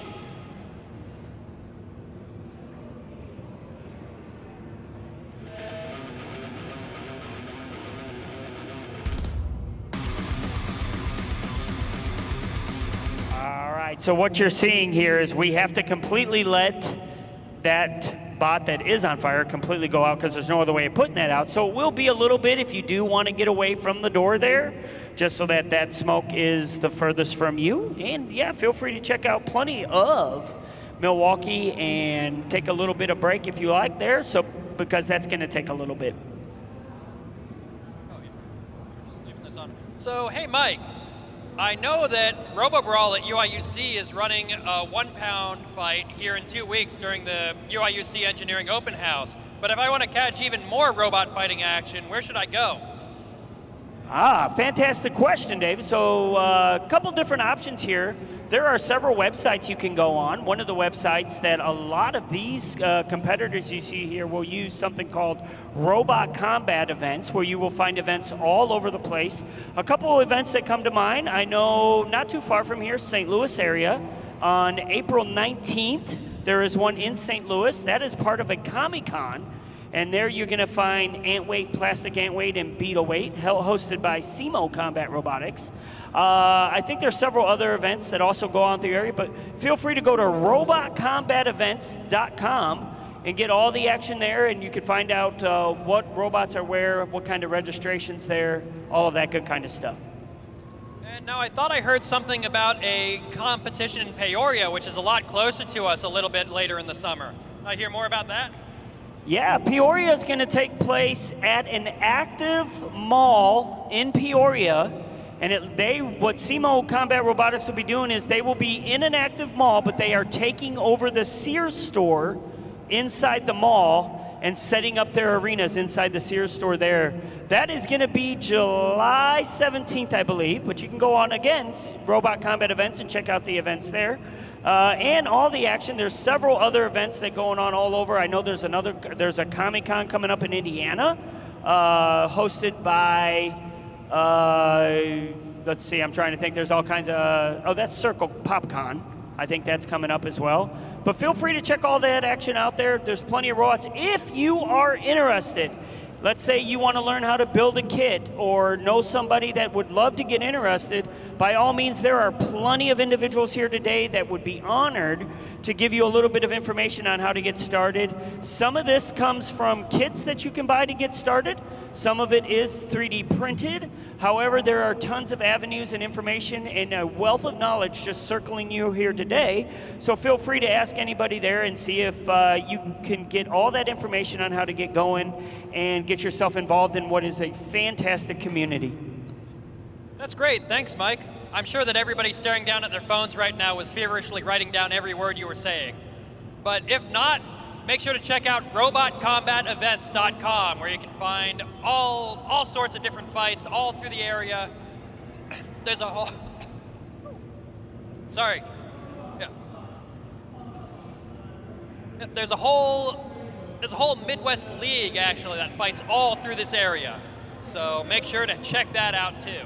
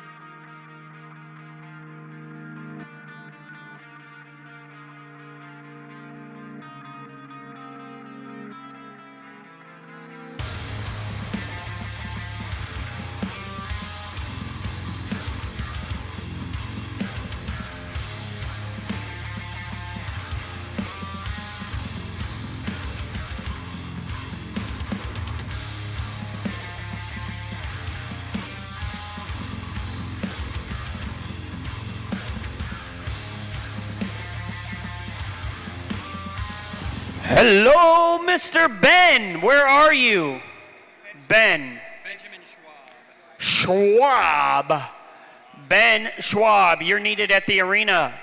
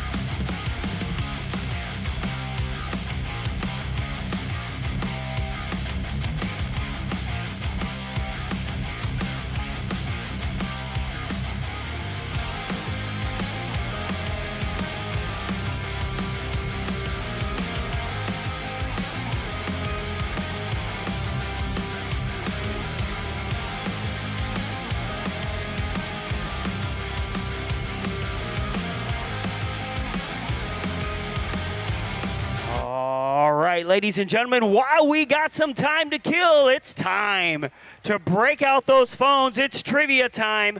I have got some prizes for preferably somebody that doesn't necessarily have a bot in the competition. So if you are non-competitive today, let's go here. I need somebody who can tell me, show of hands by the way, the name of the very first Milwaukee tool ever introduced. They had a very specific name. The very first Milwaukee tool ever introduced. I've got something for you. And it was not Steve. It was not Harold. They did not call him Harold. No, it wasn't Johnson. You only get one guess. You guys are throwing him out there, putting the line in the water, but no bite here. I see someone Googling over there, way in the back. That's okay.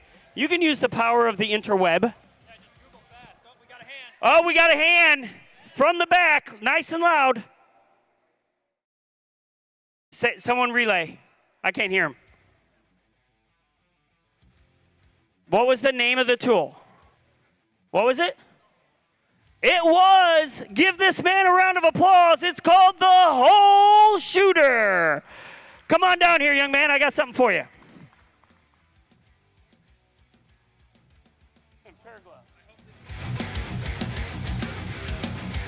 Universal gloves sponsored by our very own Milwaukee Tools.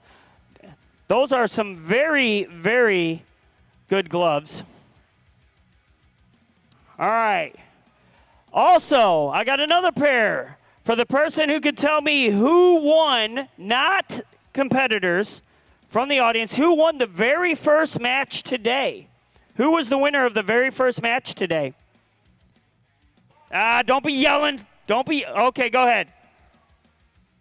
You got to say it real loud or someone's got to relay. You are correct. Give that man a prize.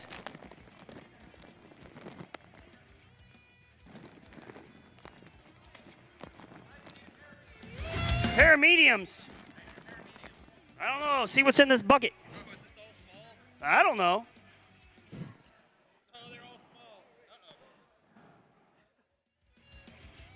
I have to give him to his grandmother or something.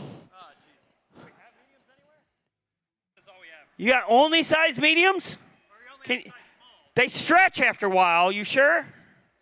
Let's see. Hey, go back to that bucket. See if we got more. Or ask the Milwaukee guys if we got some mediums. How about a big round of applause for both of our trivia winners today? Where are you from? Colorado. Oh, that's fantastic. Where are you from? Where? Oregon. That is phenomenal. All right, all the way. Give them both another round of applause. That's how I roll. Who's ready to see some more combat action? I think we have the respirator on the way, so these guys are going to get the respirator. Oh, it looks like our safety team is back at it again. We're going to get going.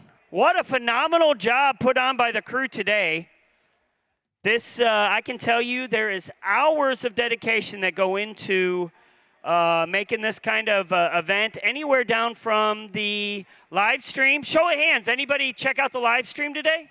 Show of hands. Okay. Over here, live stream. So you can get on our live stream. That's where you can see multiple camera angles. A big round of applause to Mr. Nick here, who has done a phenomenal job with the live stream and all the audio video that you'll see here today. We also, the setup alone, I personally do know that when last night I left about 2 o'clock and the arena was still not, I don't think they had but one wall up. So you can imagine how long it took past that to get the arena fully constructed today to put on this phenomenal event. Along with the sponsors, along with all of our setup crew, cleanup crew, oh man, the list goes on. There's just so many different things that you can see that goes into this. How many have never, this is your very first combat event? First time? Really? Oh, look at there, you took home a prize on your first event. Over here, first time. Do you watch it on TV? BattleBots? Is that a, you don't like it, or was that no, you don't? Oh, they got mixed signals here going on. All right, it is? Okay, all right. So, favorite bot? You gotta yell loud. Orange cobbler? What'd you say? Corn cobbler? Wow, that's going way back. Last year, 2 years back. Yeah, where? Yeah. That on BattleBots? No, here. No. I'm saying on BattleBots. How many on Battle? Well, go ahead. What's your favorite? Who? David's going to be my runner. He's going to be my interpreter over here.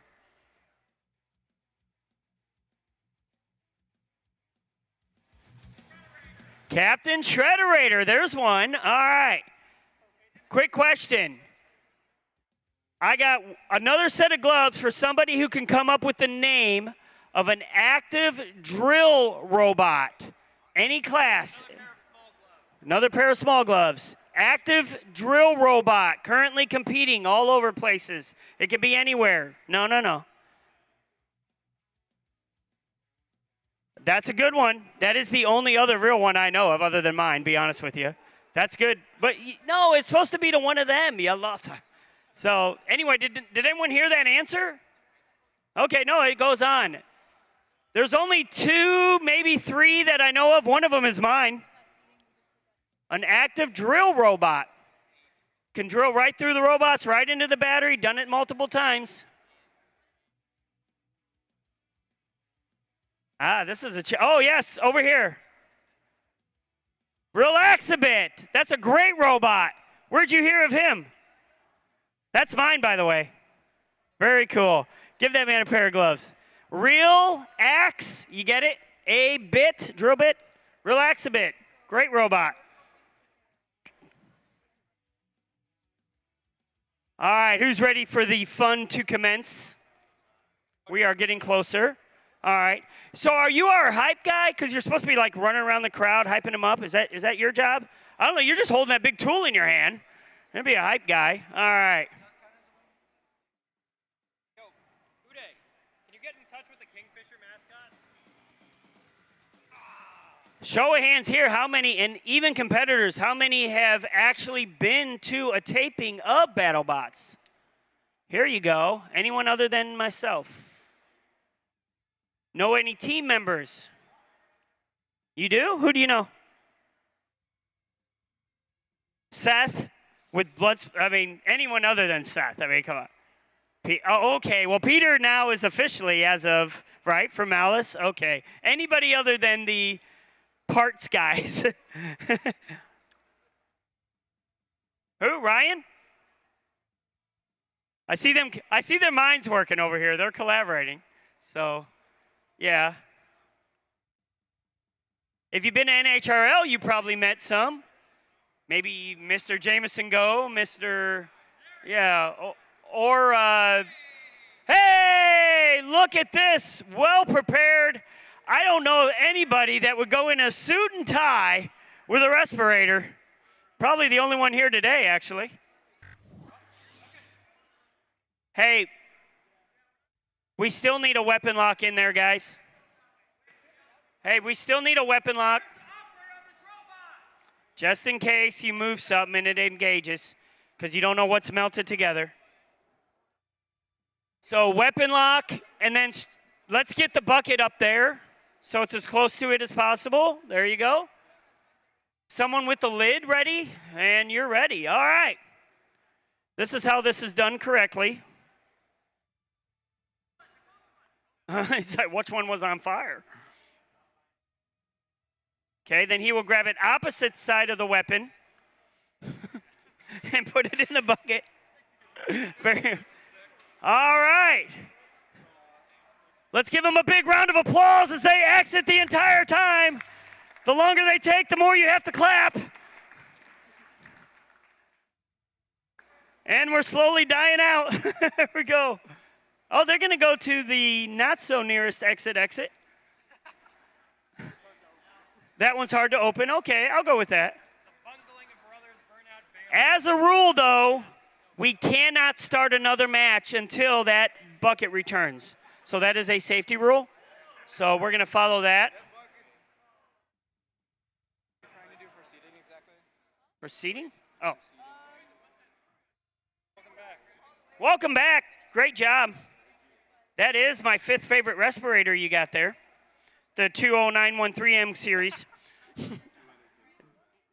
I know, but we still need to acknowledge that we did.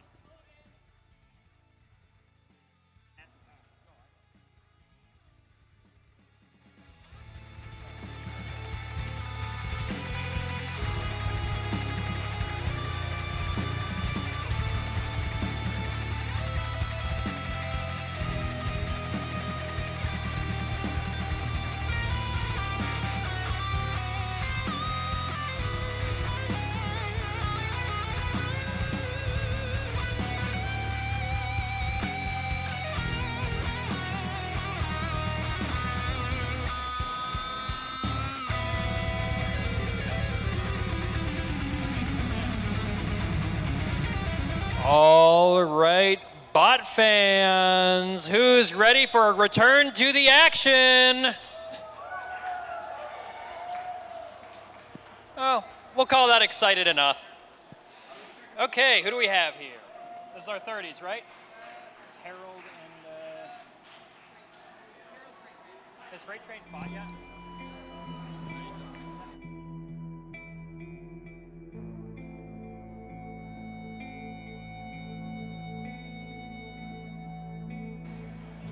All righty. Starting with our bot in the orange gear. Oh, both these bots are so dark. You can see the one that's got the yellow and black striped poles in it, right? Those are the weapon locks. Those are going to come out here soon, but that's the best way I can identify it.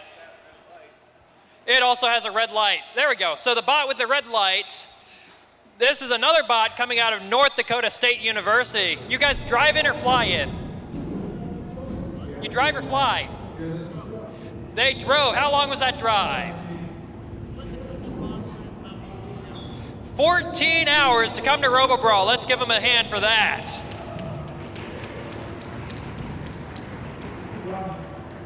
But anyway, in the orange gear with that red LED, it's gonna hit you like, well, you know the rest. It's Freight Train! And our bot in the blue gear, not sporting a red LED, but sporting a very fashionable bent-up bunny ear in the back. It is the return of the king. We have Harold.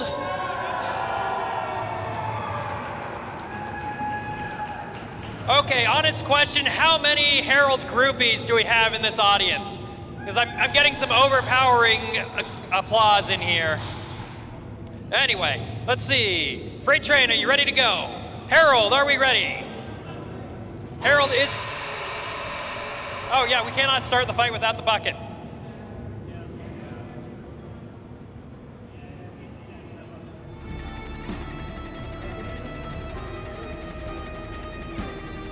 Okay, our secondary standby bucket is not on standby, so they will go retrieve the bucket.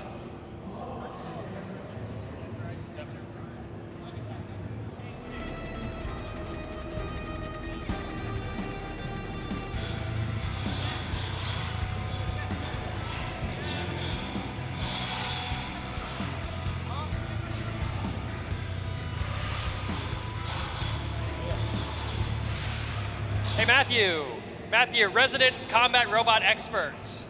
What do you think about this match? Well, looks like it's gonna be an exciting match. You know, we got the vertical spinner versus the egg beater and a couple of slices. We'll have to see if that weapon, doesn't twist itself out of shape. That is a very fascinating weapon shape on Freight Train. I can't say that I've seen anything quite like it, and I guess we'll see if that's for a reason or not. Are they 2 steps ahead of everybody else or 2 steps behind? I guess that's what we'll find out in this match. What about you, Amon, other resident combat robot expert? Tell me what you think about this match. Yeah, I'm looking forward to seeing, what we have here. I'm looking at the chain drive here on Harold and the lot of cutouts on the top of a freight train. Looks like an interesting robot, so I'm excited to see them fight. I know Harold won their first fight earlier today, and what about Freight Train? Are they? Freight Train, this is their first fight. This is the first fight for Freight Train, so let's see if they can do it on their opening match. What about you, Tommy, resident combat robot expert? Hello, yeah. Both these robots look pretty cool. It's my first time seeing them. Freight Train is a pretty cool name. I hope that one just rails through the other one. There we go. Get this man off the mics. Bye, Tommy. So let's see. Robobrawl history. Harold is somewhat notorious around the Robobrawl. For 2 years prior, our current senior team, class of 26, had a hammerbot, and they pierced the top armor and ruptured their battery and smoked out the arena for that time, too. I think that was before we had the proper ventilation system working, so we were out for like an hour. You have no idea how good you have it right now. Speaking of, we were waiting on a sand bucket, right? We have an update on that?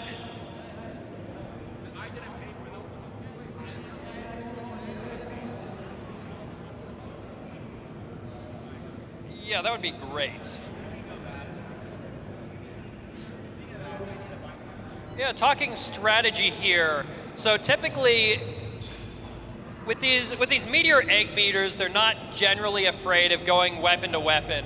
But Harold looks like that sort of spinner might be a little on the thin side. Harold's probably going to want to avoid going weapon on weapon, if at all possible. And Freight Train may or may not want to try and force weapon on weapon conflicts. But Freight Train sort of has the advantage in brute force attacking. Like, wherever it's hitting, it's doing a good job. But Harold might do some damage to itself if it tries to face off against that weapon. So Harold's going to have to try and be more maneuverable, try and strike for those sides, try and strike for those back of Freight Train, especially those rear exposed wheels.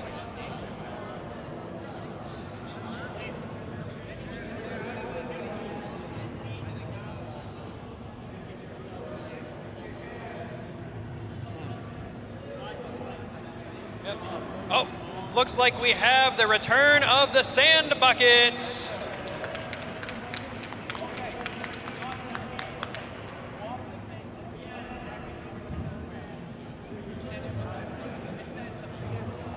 Okay, sand bucket's in place. Let's go ahead and remove that lid. Let's take the lid off preemptively, just in case.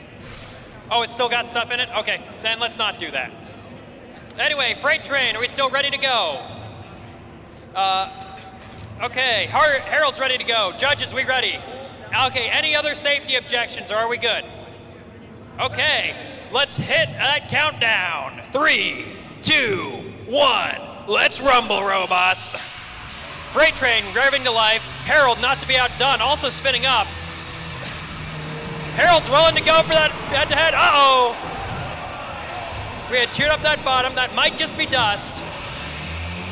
Oh, it looks like Harold's still functional. Those wheels are not happy, though. That belt drive is not ready. But looks like Freight Train has either paused its weapon or broken its weapon.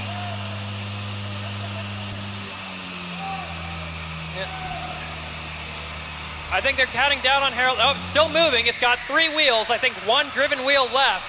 That's barely enough to keep it in this fight, I think. Meanwhile, Freight Train, I think that weapon's dead. Oh, we've got weapon! Harold, your time to tap out is now. Otherwise, Freight Train's gonna hit you. He's creeping in. Don't do it. Oh, upside down Harold. He is not driving out of that one.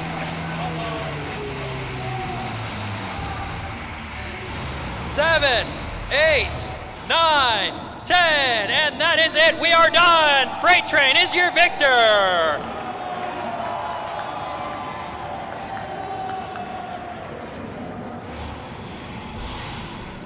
Gee, Diane, wouldn't you say that fight was pretty off the rails? Oh!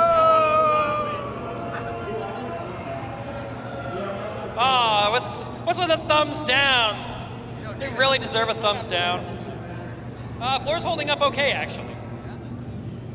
Yeah, floor has been not great in the past, but floor's doing okay. The new water jet technique seems to have been a decent one. I mean, we haven't had anything come up. We've had a few forks get caught in the seams, but they're able to just drive around and then be okay. Anyway, next fight. FP12 and Plana, are you ready to go? Do we have Plana ready?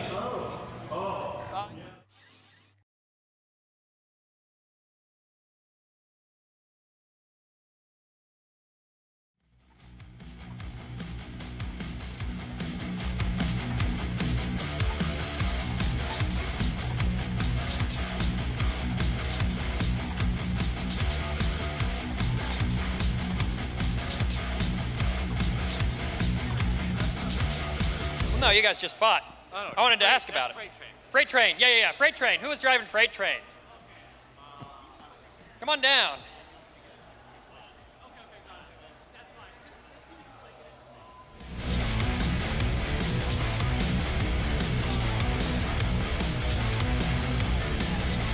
So freight train. What's the fight history with freight train?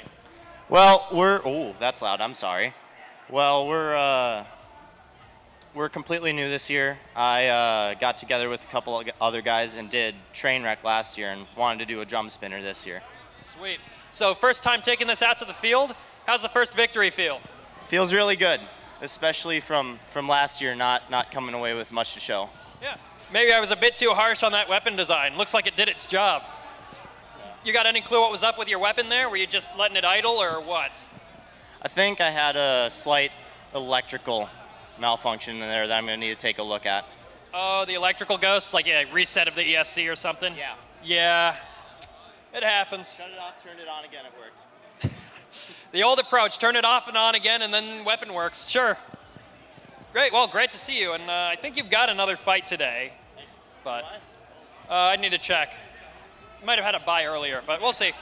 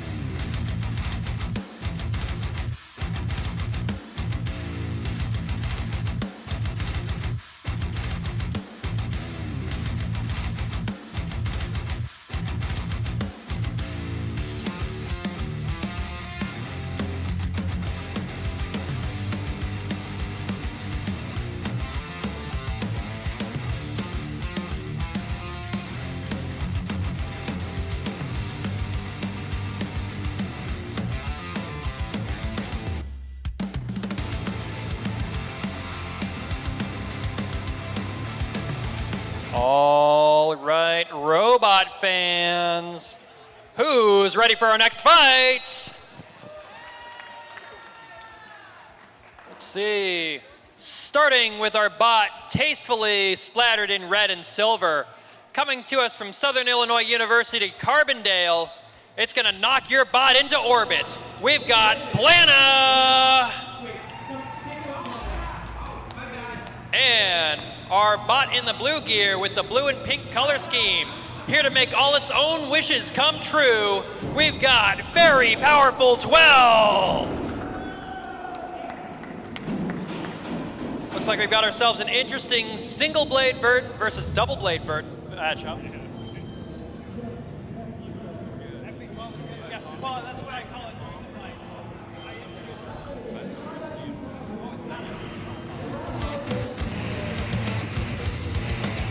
FP12 it is then.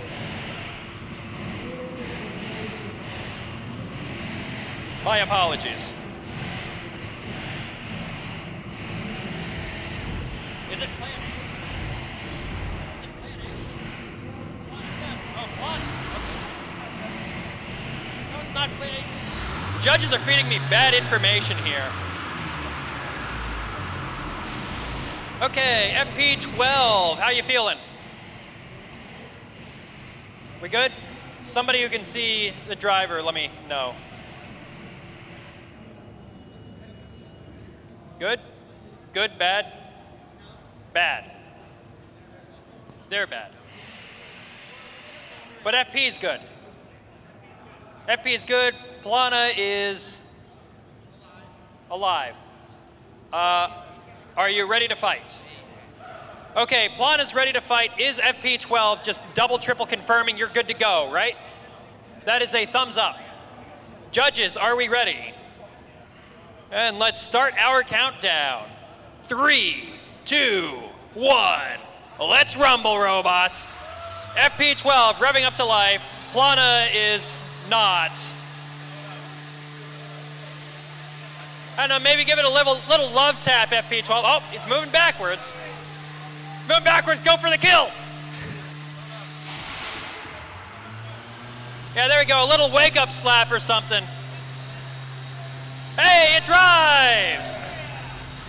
Little tired. Now that means FP is ready to sink its jaws in for the kill. Oh, there's the kill. Is that a battery? That is, all right. That is a knockout for FP12.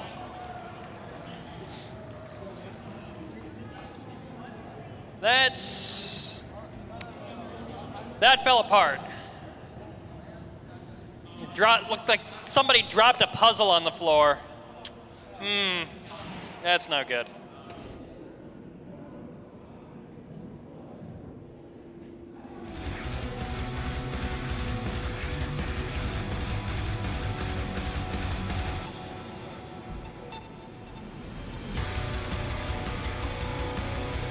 Okay.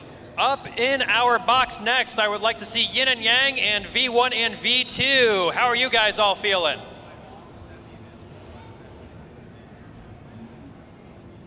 Now, both of these bots are very special. These are both multi-bots, meaning that they have 2 or more robots that they fight as one, which gives them a little bit of a weight bonus if they split the weight evenly. So I believe this will be 2 20-pound robots fighting 2 20-pound robots. And that should be very interesting. You'll see a lot of strategies that you wouldn't necessarily see otherwise. Lots more mind games and whatnot, too.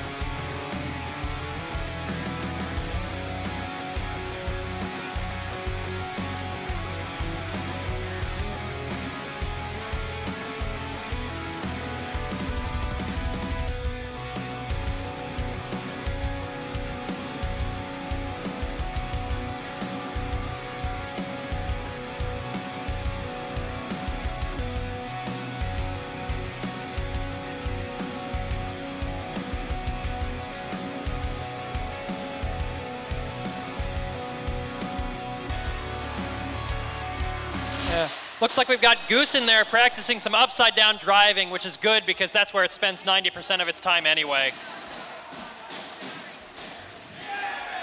There it goes. And now now it's ready for the other 10% of its match time. I got a hammer. Yeah. Hey, fighting on his back is a strategy. Not a good strategy, but it's the Kogan way.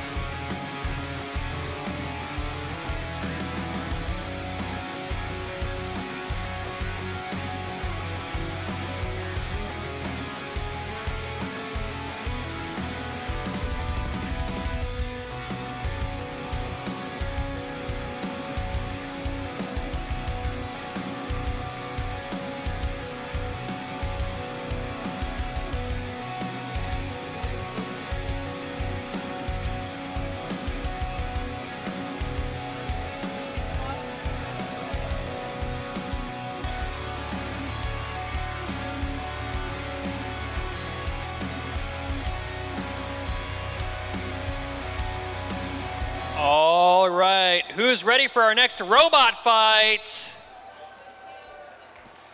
Now, as I mentioned earlier, these bots are fighting in teams of 2. We do have Yang over there, right? Are they soloing? Okay, looks like we've lost one of the multi-bots, so it's going to be one 20-pounder versus two 20-pounders. Anyway, starting with our bot in the orange gear.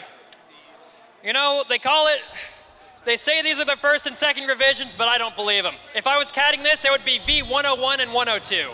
But apparently they do it better in Missouri Combat Robotics, so we have V1 and V2. And facing off against them, perfectly balancing the light from your battery fire with the darkness of your battery indicator going out, it's Yin and Yang. I guess just Yin. V1 and V2, are we ready? V1 and V2 are ready. Yin, are we ready? No. Yes. Yes? Sweet. Okay. Judges, are we ready? Then let's start our countdown. 3, 2, 1. Let's rumble, robots. All 3 spinners revving up as the bots prepare to face off against each other. Yin maybe having some left side drive issues, or that's just gyro. Oh, V1 and V2 pinning it. Oh, man. The immediate sandwich attack there. Let's see, V2 is the red one, I believe. I'm going to go with that until indicated otherwise. I think V1's the blue one. A big kick out of V1 to Yin. Big kick out of V2 for Yin. And we have a tap. Tap. Congratulations, V1 and V2.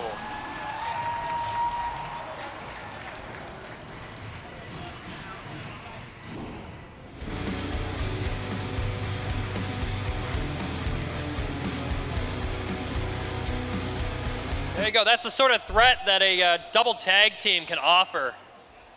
It's really impressive to see these things. You know that they put in a lot of practice driving with that bot. And judging by the shirt, it looks like I was right. V1 is the blue one. Great.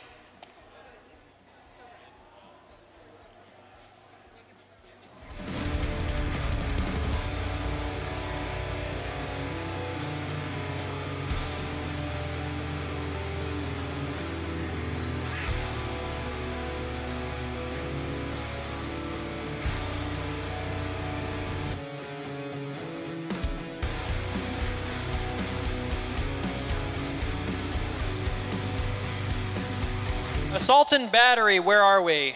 You guys chilling? You guys building? You guys screwing on your top plate? I don't know, but please let us know.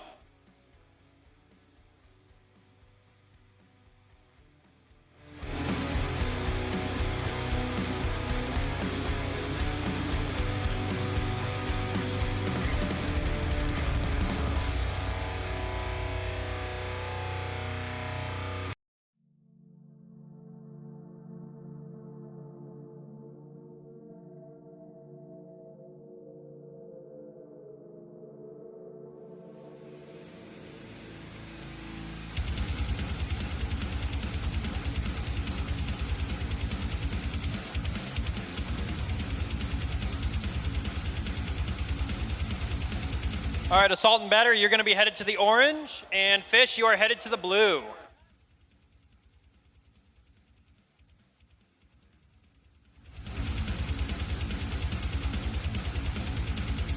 Don't load up yet, they're cleaning, but get ready to load up. Yeah, no, I'd much rather you just drop that bot in the wood chips.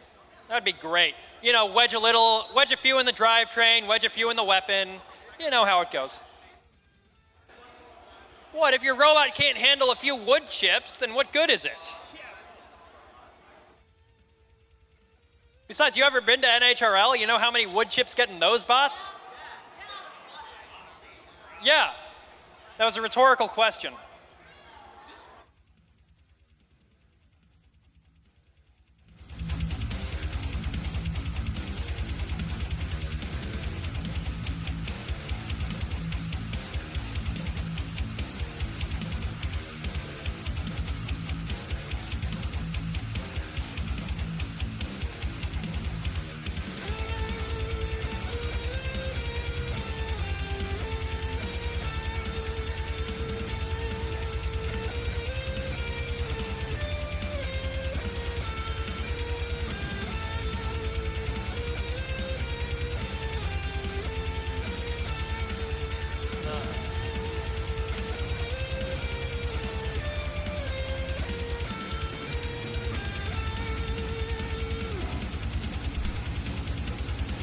All right, bot fans, who's ready for the next fight? Okay. Taking the box once again, our multi-bot in the orange gear. It's not a peppered capacitor, and it's not a cinnamon lead acid. We've got Assault and Battery. And our bot in the blue gear, sporting the blue and orange color scheme, built by our U of I class of 28. If you're not careful, you'll put your eye out. It's Fish! There's that home field crowd advantage for you. Let's see, Assault and Battery, how are we looking? Assault and Battery, we ready to go?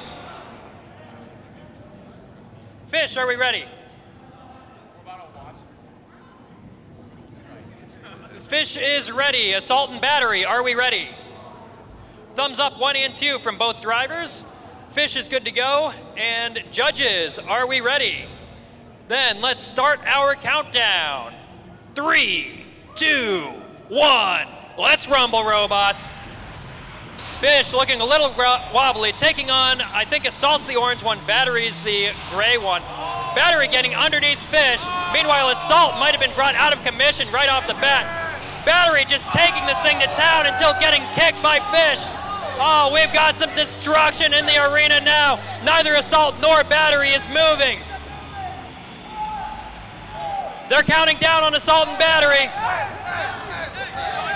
Can they do anything? And that is it. Fish is your victor.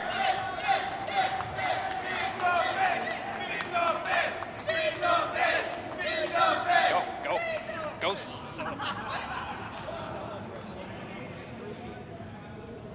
You did it. I see some little bits missing from those fish forks. I'm sure those will be super glued back on in time for the next fight. A few scales.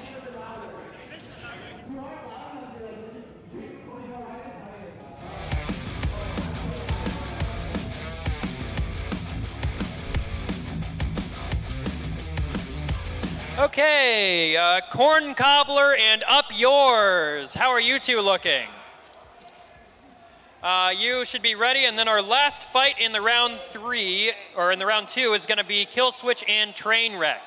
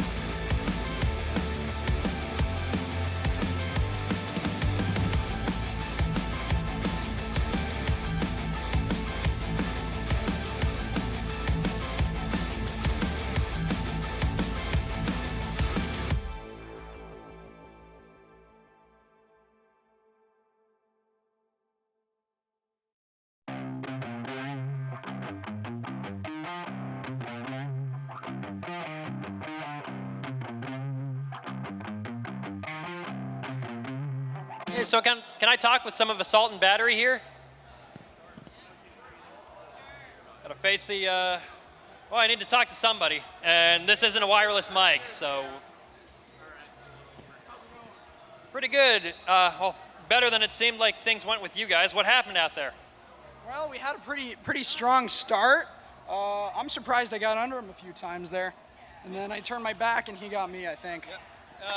Battery's the silver one, right? Assault's the orange? Yeah. 2 for 2 today. Let's go. And then what happened with Assault? You just got... Attempted to exist for a bit. That's mostly what I'm hoping for. Are these like running elect issues or something of the sort? Or just... belt issues mostly. Belt issues. Yeah. It's unfortunate. This belt held on this time, and I'm tearing up from the... Yeah, you've torn up those wheels a little bit. Self-clearing wheel slots, as they say in the business.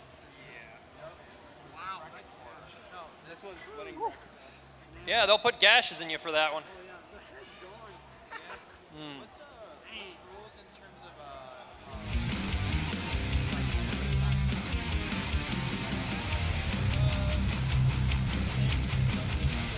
Go for it.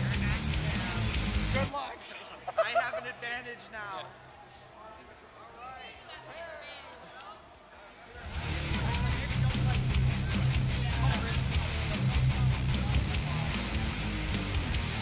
Hey, Gusty, come on down. Yeah, well, that's fine. As a certified member of the U of I class of 28, tell me about that fight. That was pretty cool. Initially, I thought that Fish didn't really have it. I was a bit scared, but then we pulled through as we always do, and yeah, it was really nice to watch. You pulled through as you always do, huh? What's your fight record again? I will not comment on that information. All right, there. I'll stop harassing you. Huh? Bracket. Corn is going to blue. Oh.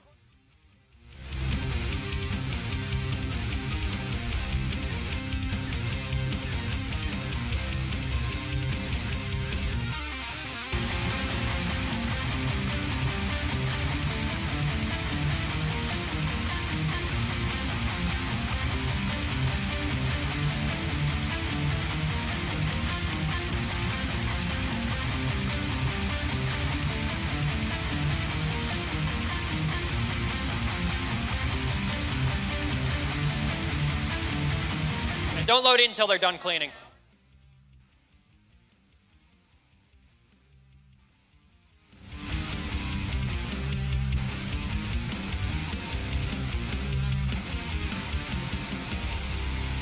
We are missing up yours. How's that bot coming along? Oh, it is over there. I'm just blind then. Cool.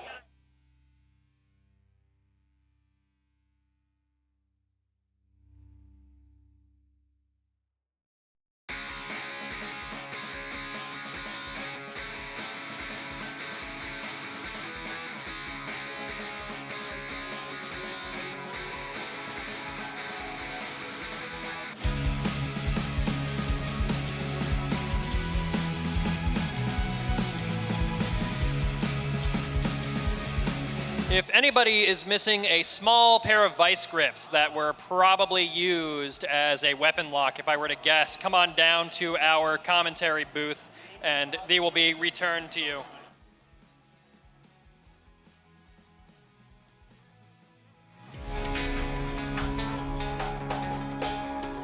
Name the color of them and you can get it.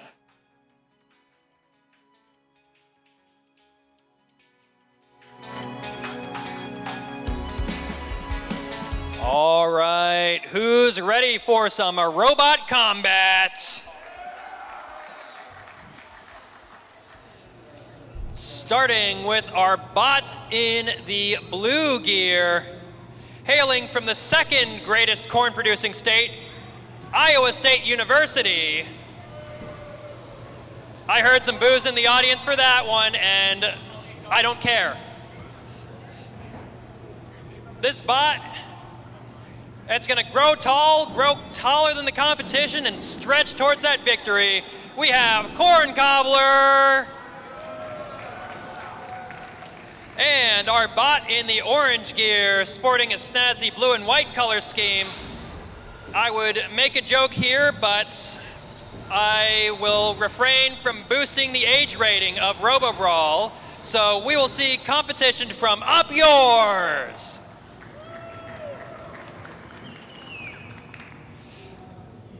Corn Cobbler, how are we looking? Thumbs down. Up Yours, how you looking? Up Yours is good. We're waiting on Corn Cobbler. Reset on Corn Cobbler, perhaps. The old electrical ghosts strike once again.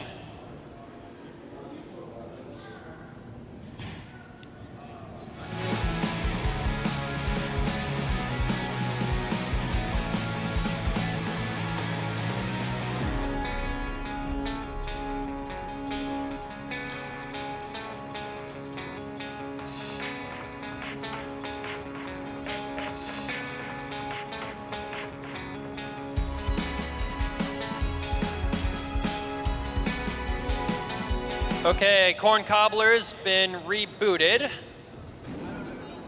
Let's see if that magically fixes everything. Oh, that's drive.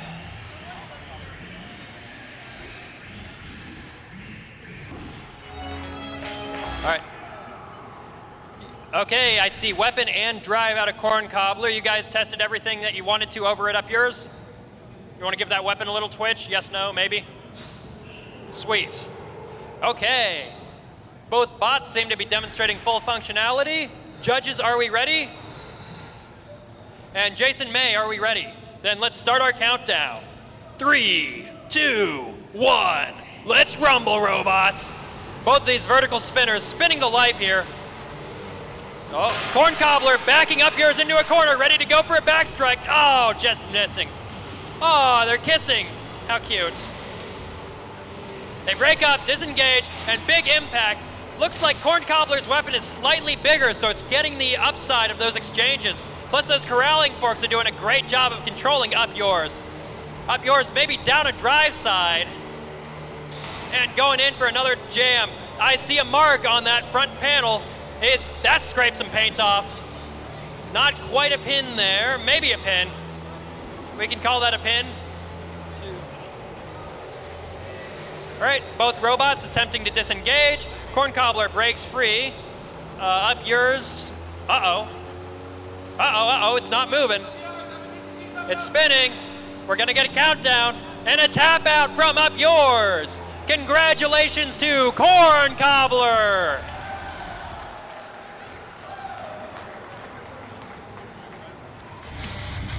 All right, let's see Kill Switch and Trainwreck. How are you two looking? Kill Switch is ready. Trainwreck is absent.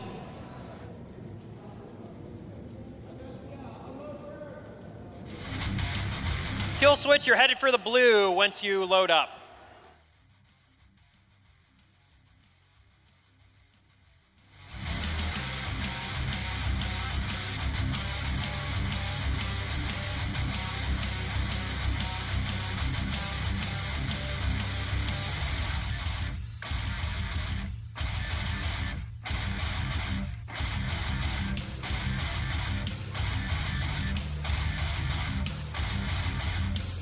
So our judges have been keeping track of a very interesting statistic.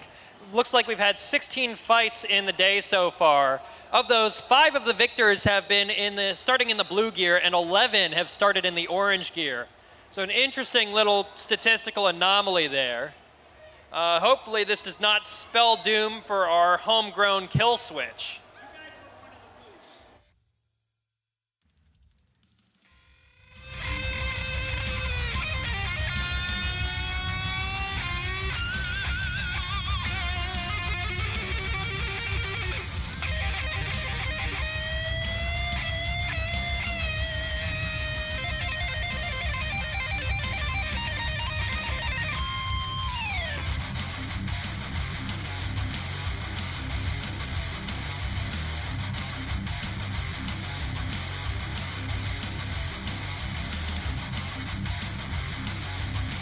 Oh, train wreck!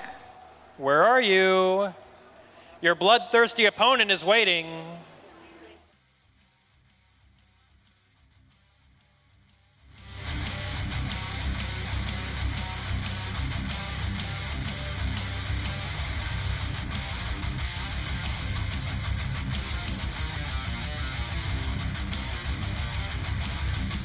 I will call for Trainwreck again by event organizer request.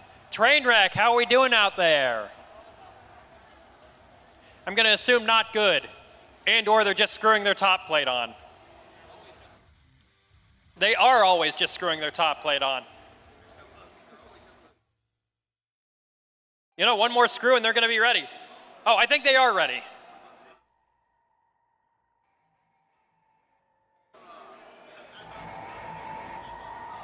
Is that Trainwreck? It looks like Trainwreck to me. Sweet.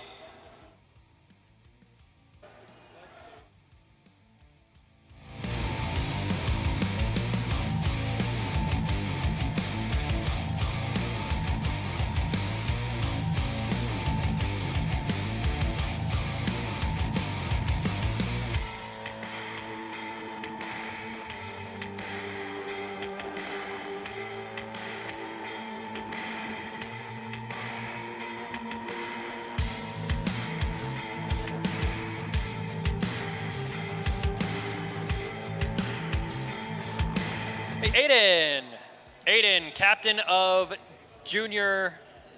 of class of 27. That's you, the very same. What's your strategy going into this one? I'm not the driver.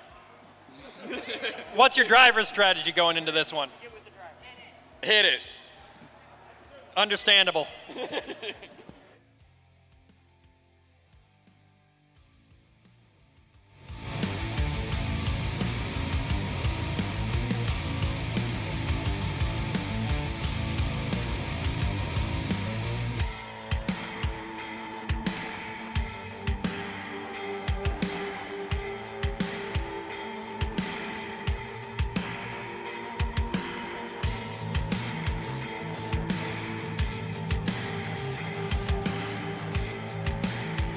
All right, bot fans, who's ready for this fight? So, starting with our bot in the blue gear, sporting the red and blue color scheme, built by our junior team, the class of 2027 at the University of Illinois. It's going to cost a lot more than $350 when they're done with you. We have Kill Switch. And our bot in the orange gear, sporting that black and gold color scheme. It may not be Purdue, but they'll slam just as hard. We've got the Trainwreck.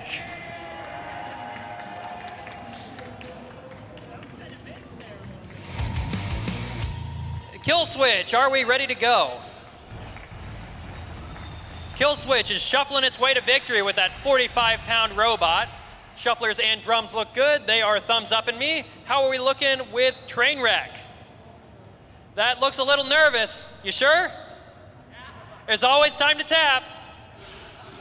No, you'll take him out. You'll be fine. How are we doing, judges? Great, then let's start our countdown. 3, 2, 1. Let's rumble, robots. Kill Switch. Thunking up, backing off. Ah.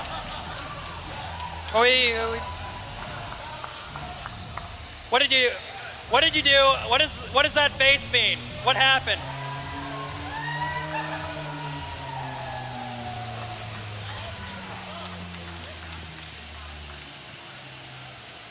I spy the driver of Trainwreck making a very distressed face. What happened?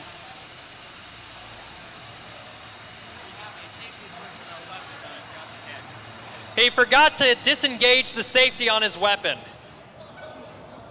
You know, if you ask, these guys might give you a second fight.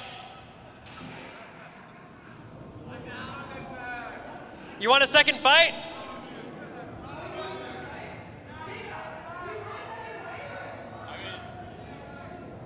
The audience is cheering.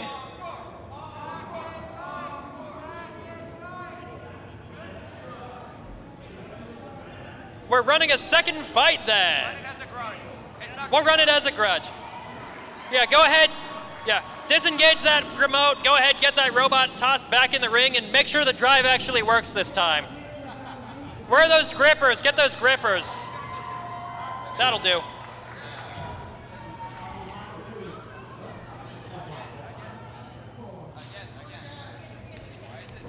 All right, so this fight is just for funsies, as they say in the biz. Kill switch, I'm assuming you're still ready to go?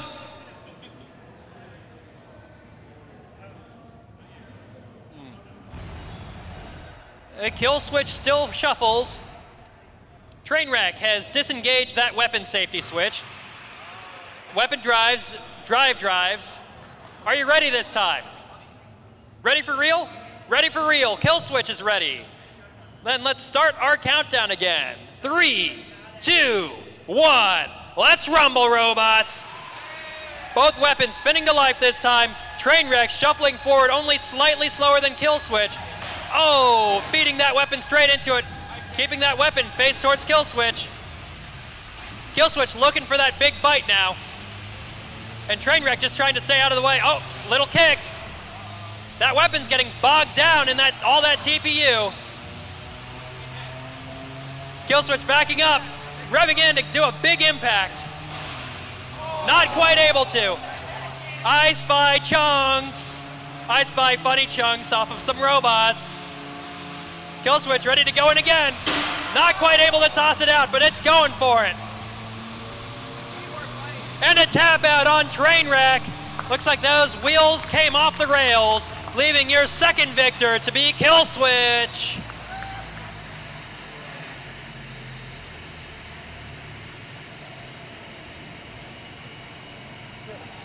Kill switch there, it's got an extra weight bonus because of that shuffling mechanism, so it can weigh 45 pounds.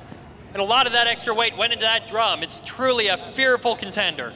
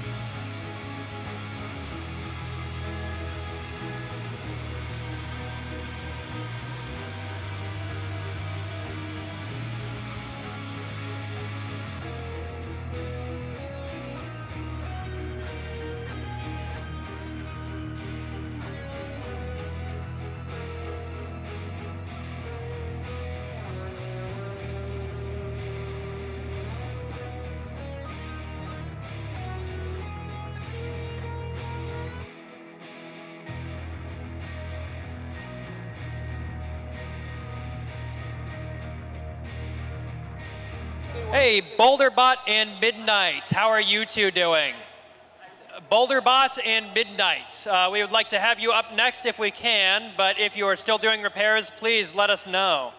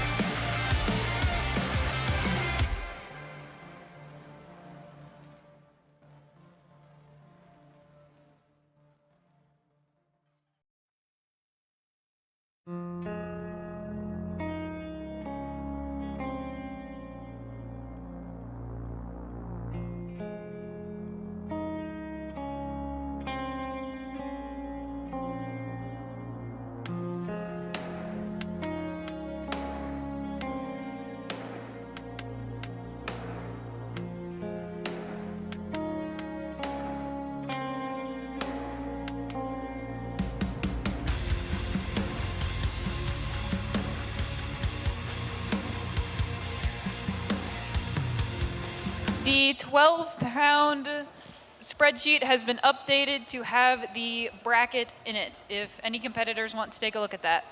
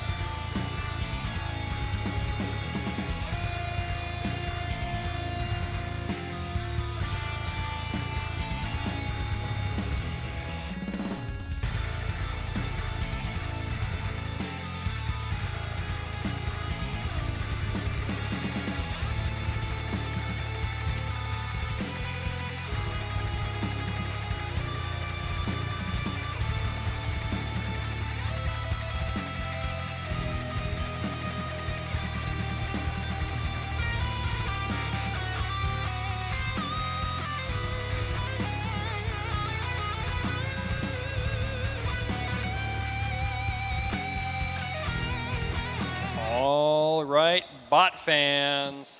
Looks like we're going to be gearing up to start the beginning of our 12-pounder bracket here soon. I think that a few of them are still putting on their top plates and the like, and we should have some more action here for you shortly.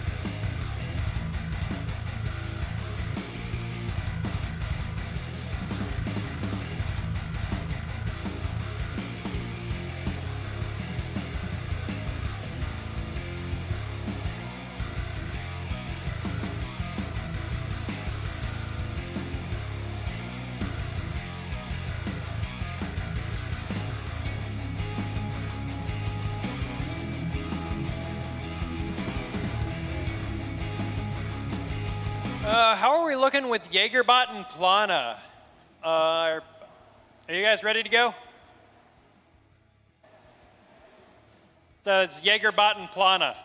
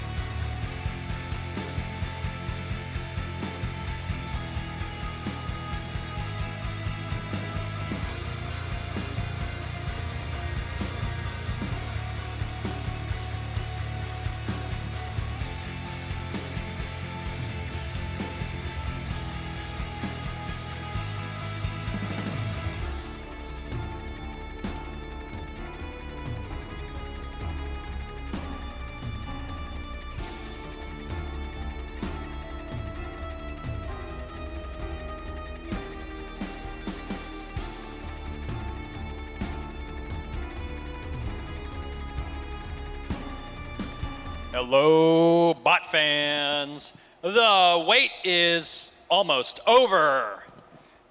We will be heading into the first match of our 12-pound quarterfinals. Sounds like one of our competitors is ready, the other is screwing on their top plate as I talk. Yeah, no, it's quarters. Yeah, the first and only fight of our quarterfinals because everything else was forfeits. Oops.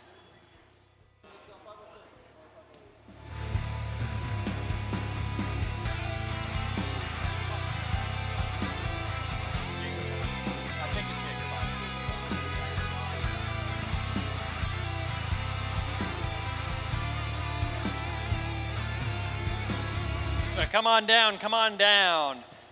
Some people have started clearing out, but that just means you can now get the best seats in the house. Where are these guys? No, I gotta go back and wait. Ace is over there. Larg is putting on the top plate.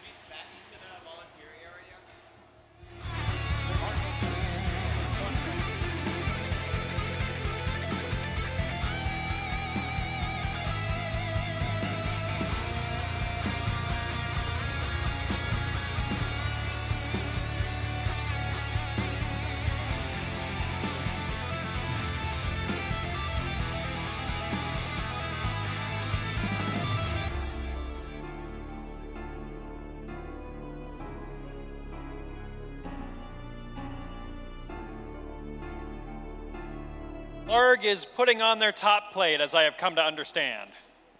Very funny. Larg is walking. 1, 2, I spy a Larg in hand. Woo! Larg is going to be headed over to the blue corner, and we will see Ace of Spades in the orange.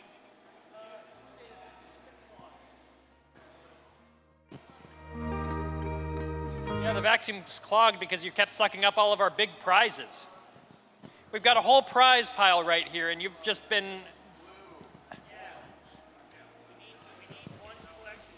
Yeah. That's going to be my trophy for... Ace is going to orange.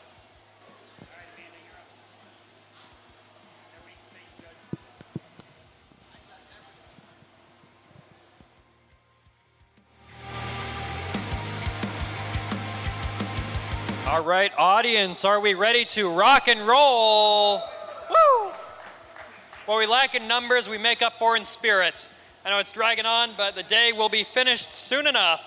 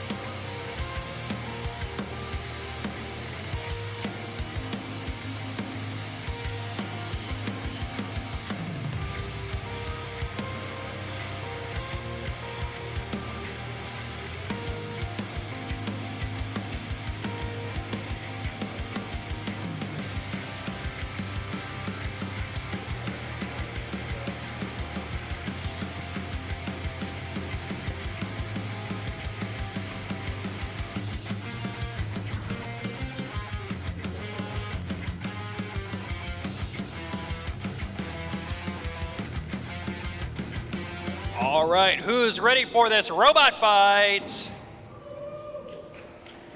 Starting with our bot in the blue gear, painted teal, now 25% bigger than all its opponents. We've got Larg.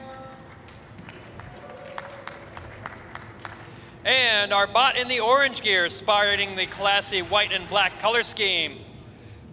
Here to deal you the losing hand, we have Ace of Spades. Larg, how are we looking? Do we drive?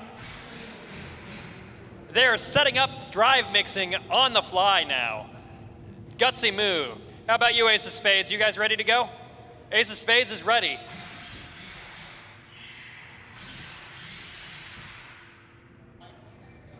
All right, Larg is ready to go. Judges, are we ready? And let's start our countdown. 3, 2, 1. Let's rumble, robots. Both of these horizontal spinners spinning up. Looks like Larg does have the advantage being a bigger horizontal against that smaller horizontal. It'll have a lot more energy it can dump into ace of spades than the other way around. Ooh, big weapon on weapon impacts there. Big weapon on wall impacts there. And a repeat. Oh, we got the classic pinball and a dryer approach to the combat today, looks like. It also looks like ace of spades has had its weapon go down. Meanwhile, Larg is spinning back up and ready to take it to town. Uh-oh. Do we have a repeat of the lost motor phase? Oh, there goes a belt out of ace of spades. I'm assuming that's the weapon. So that would explain why that's not spinning anymore. Oh, and it's completely departed the chassis now. Oh, Larg spinning itself back up. I see sparks. Larg now trying to take a shot at some of those juicy internals or maybe one of those wheels, and it lands a shot on that wheel. If it can break that wheel, then that'll be a countdown on ace of spades.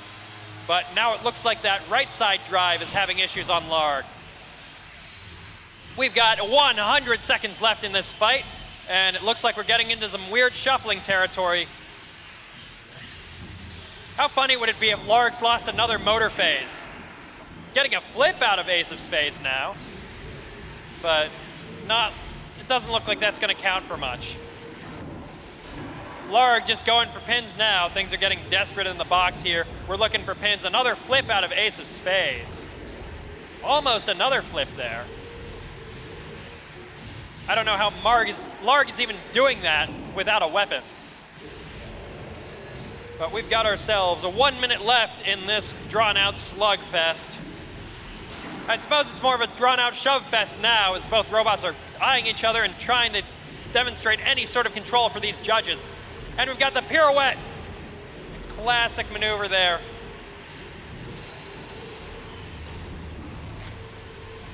Ace of spades going for the final plan, seeing if you can build up any significant kinetic energy with that spin in that drivetrain. Maybe it'll deal a little bit of damage. Maybe it'll scratch off a little bit of that teal paint off of Larg as we've got 30 seconds left. Larg trying to follow suit, but it's down a weapon, or down a drive motor, so it can't quite spin like that.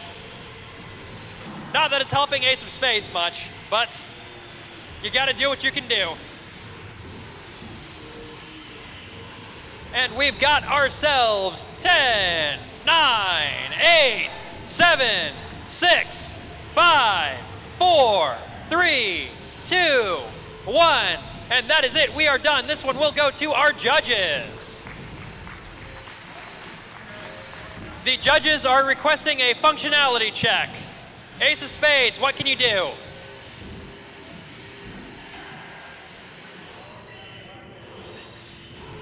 How's drive on ace of spades? Do both motors work? Okay, looks like both bots are down a weapon and down one drive side. That's gonna get very fun for the judges.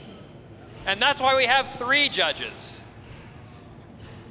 Because these things get close, and when they get close, we just need all that extra determination, all that extra certainty that the match went how it went.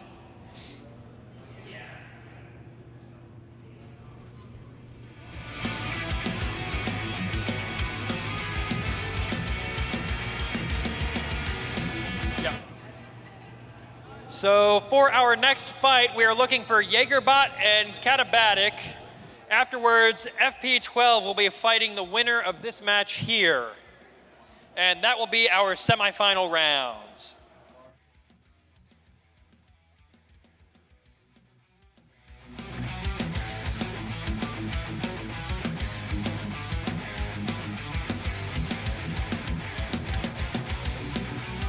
All right, bot fans, that was a quicker return from our judges than I was expecting. But can I get a drum roll for your victor by a singular point, Larg?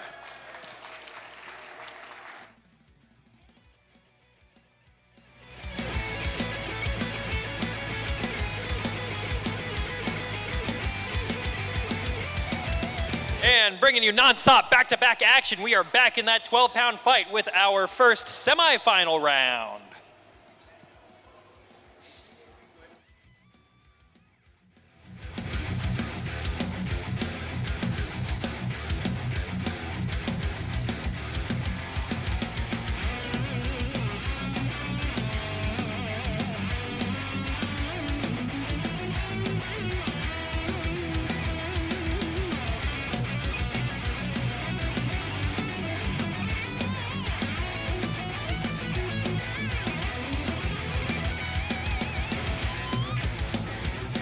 All right, bot fans, who's ready for this next fight?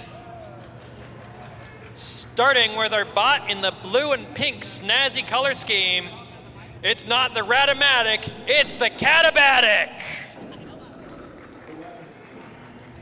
And our bot in the black and white color scheme. Seems like I've been seeing a lot of those today. But this bot, it's drunk on power. We've got Jaegerbot.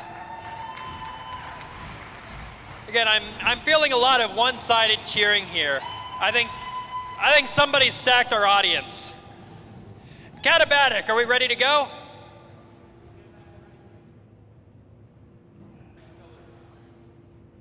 All right, Catabatic is ready to go. Jaegerbot, are you ready? Jaegerbot is ready to go. Judges, are we ready? Then let's start our countdown. 3, 2, 1. Let's rumble, robots. Jaegerbot spinning up. Catabatic holding back. Again, with that hammer saw, it's waiting to get a pin and then spin up that weapon and slam it into the internals. Uh-oh. Take the slam, yeah! How about another? Oh, not quite, but flipping Jaegerbot on its head. Doesn't look like it's too happy right now, and we've got some smoke coming out of that. And a jab into the bottom. Can we have another? We have another, there it is! There's the battery! All right. Congratulations, Catabatic.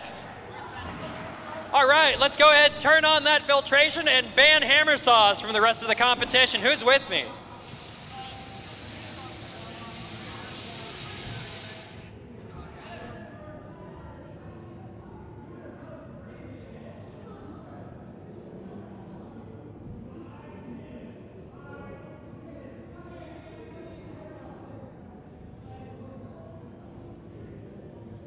Let me see our driver of Catabatic down here. So, I believe that is a new Robobrawl record of 2 batteries pierced in competition.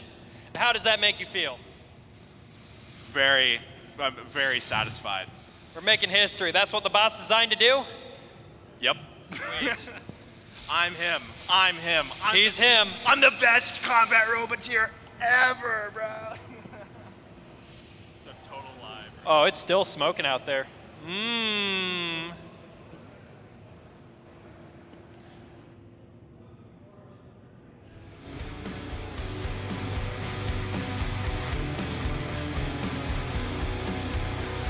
Whatever, smoke. It's what the audiences want.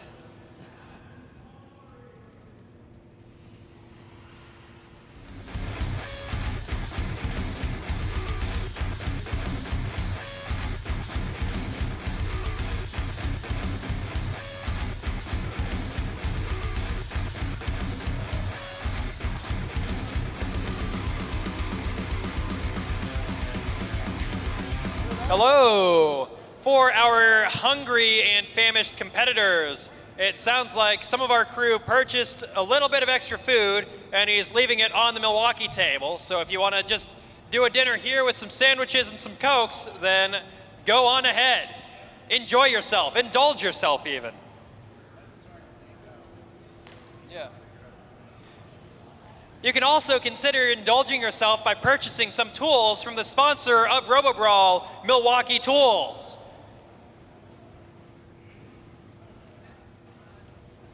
We should get a discount code. Can we get a discount code? Hey, Tommy. Tommy, can we get a discount code for Milwaukee? I want a Milwaukee discount code for Robobrawl.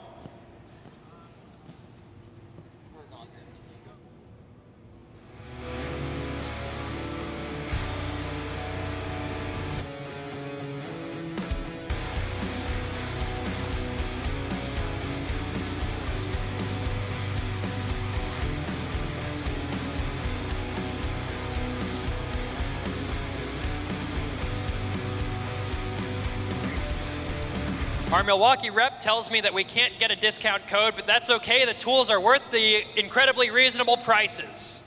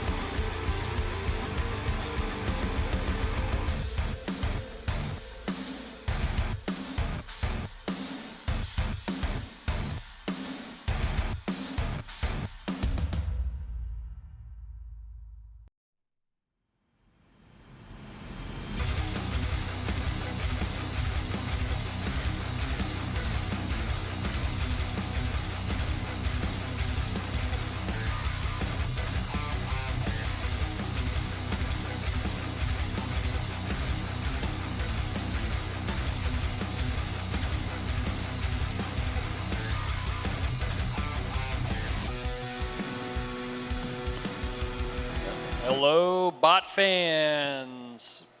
For the few of you still left here and those of you watching in cyberspace, hey Jamie, how many viewers do we have on the YouTube stream? And all 36 of you watching online, we are approaching our next fight in the 12-pound bracket, our next semifinal match.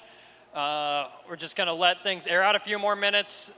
Larg is currently, get this, putting on their top plate. So I think we're looking at something in the 4 or 5 minute type time frame, and we should be good to go. FP12's ready. FP12's been ready for a while. But I guess that's what happens when you get a bye in the quarters. Did he get a bye in the quarters? How's that work? No. Oh, he did get a bye in the quarters. Okay. Cool.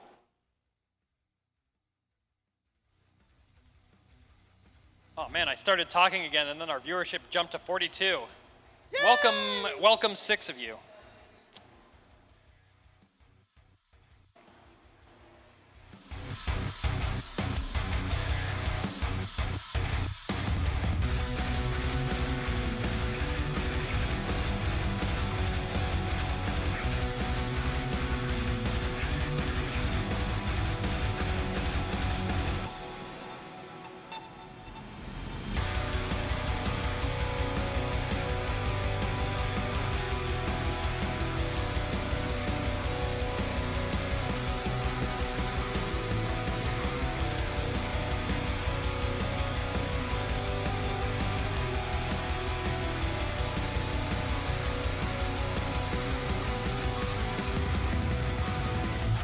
But of course, you know what shines brighter than the sun is the tools that they make over at Milwaukee Tools, the sponsor for Robobrawl, XI, and iRobotics.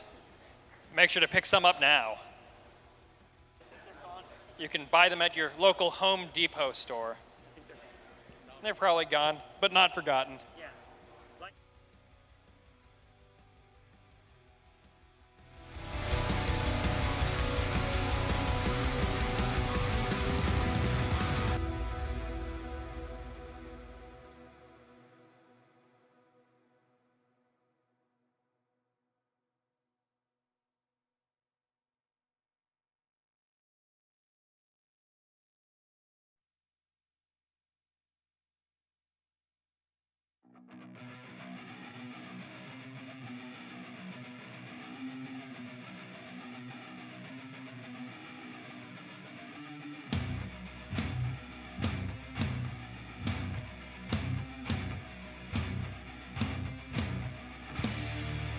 Hello, Marg. How many screws we got left in that top plate?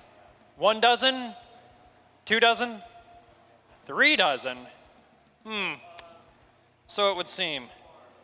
4 dozen screws. Do I have a 5 dozen screws? 5 dozen, 5 dozen, where's the 5 dozen? Nope. 4 dozen screws it is.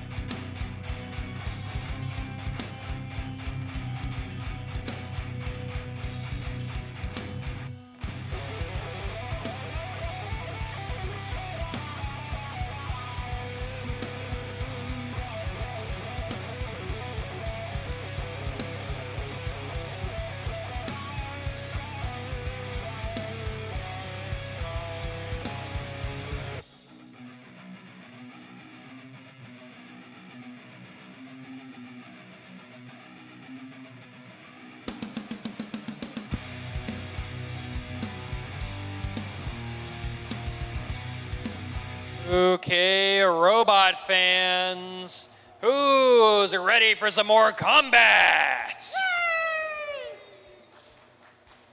We've got two 12-pounder bots getting ready to take the box once again for our semifinals.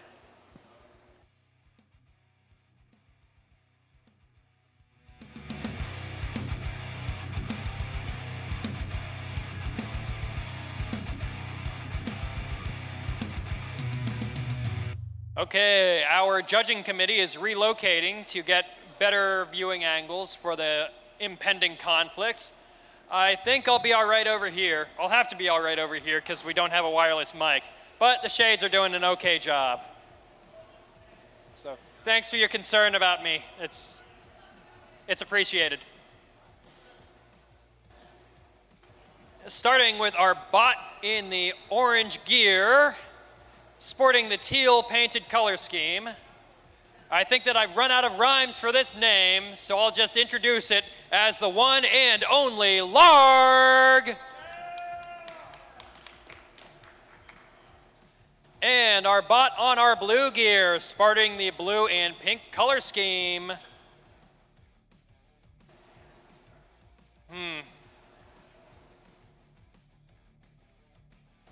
That's still got a key in it. Well, that's fine. Our bot with the blue and pink color scheme, here to turn your robot into something about as effective as a pumpkin, we have FP12.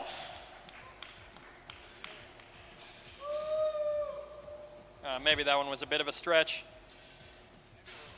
Well, they can't all be winners. Yeah, I don't know how you... I could just make a Pokemon reference, but yeah.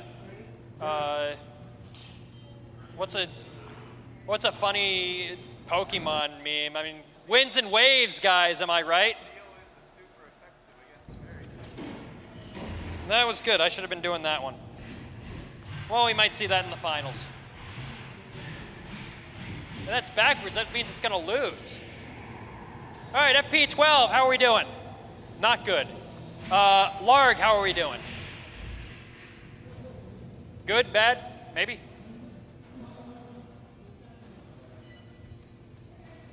Okay, Larg's good. We're waiting on FP12 here. We have magic issues.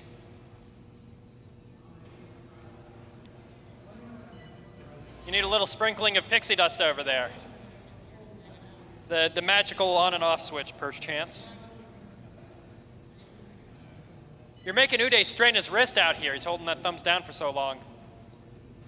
Come on, think of our poor coordinator. His poor arm, his poor engineering arm. Well, very powerful drives. Does it spin? It does spin. And we've got thumbs up out of FP12. How are our judges doing? We good? Okay, let's start our countdown then. 3, 2, 1. Let's rumble, robots. Larg spinning to life. FP12 spinning to life. Oh, and the roof shot at the 12-pound level. Very, very saucy robots tonight. Another huge toss to Larg. FP12 not leaving it alone. Almost not quite launching it out. FP12 is not done with you yet. He's ready for another attack just as soon as he moves by that weapon. Jeez. I think this is the most abuse we've seen Larg take and still keeps spinning. FP12 just got to get back on its wheels and then it's over. Oh, and a kick to the back. Larg will not take it standing, won't take that sitting down. Going for another impact. Looks like it might be down a drive side while FP tries to right itself. It does, it's spinning back up. Might also be having right side drive issues. Larg taking a cheeky shot at that left-hand drive. If it can disable drive, then it'll be over. FP12 still barely mobile. Ditto for Larg. That's not your opponent, Larg.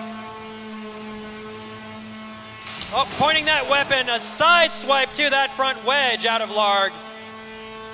Looks like Larg's driving a little better now, but just bouncing off of that TPU as we have 102 seconds left. And out goes the wheel off FP. It's lost that left side drive. It's giving him the option to tap. Will FP tap? Oh, it's getting counted down. 6, 5, 4, 3, 2, 1. And that is it. We are done. Larg is your victor. And what a come from behind victory that looked to be. So it looks like Larg will be taking on Catabatic in our finals, and FP12 will be facing off with Jaegerbot for third place if Jaegerbot can duct tape itself back together. It might take a little more than duct tape. 2 duct tapes.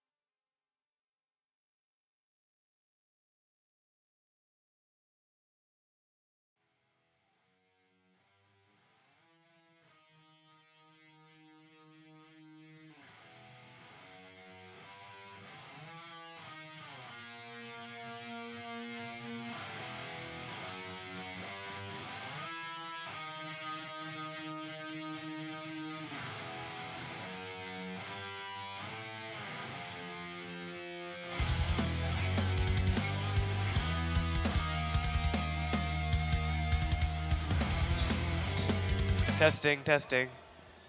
Oh, there's something going on in the box. I don't know what's going on in the box. Oh, they're launching something into the air. That's hella cool. Yeah, so we got Midnight. It's a pneumatic flipper. Something interesting is that this year is the first year since 2019 in which pneumatic flippers are competing at Robobrawl. In 2019, there is one pneumatic flipper. Here, for the first time ever, there are two pneumatic flippers. In 2019, a pneumatic flipper did the successful feat of flipping a water bottle. Here, it will do something more than flipping a water bottle, flipping an old chassis of some kind. I do not know what kind. Oh, last year's bot. That's pretty cool.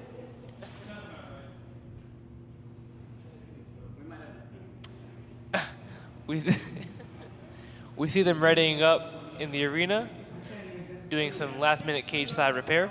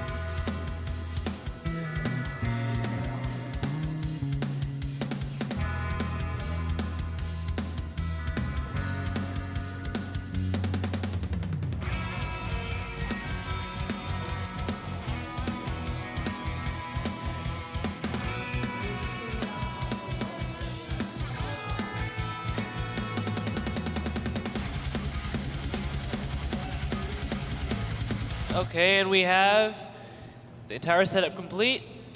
They're shutting the arena doors and sending last year's chassis to its doom, which is approximately 10 feet in the air.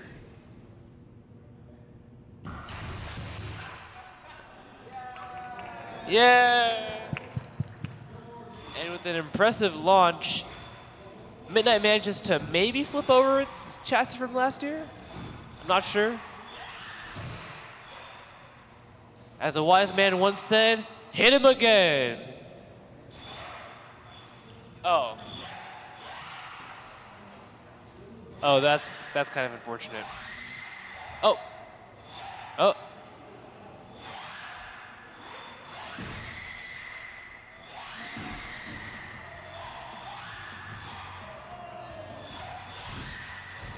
Oh.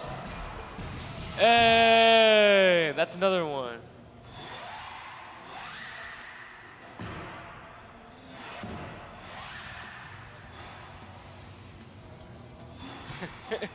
That doesn't stand still.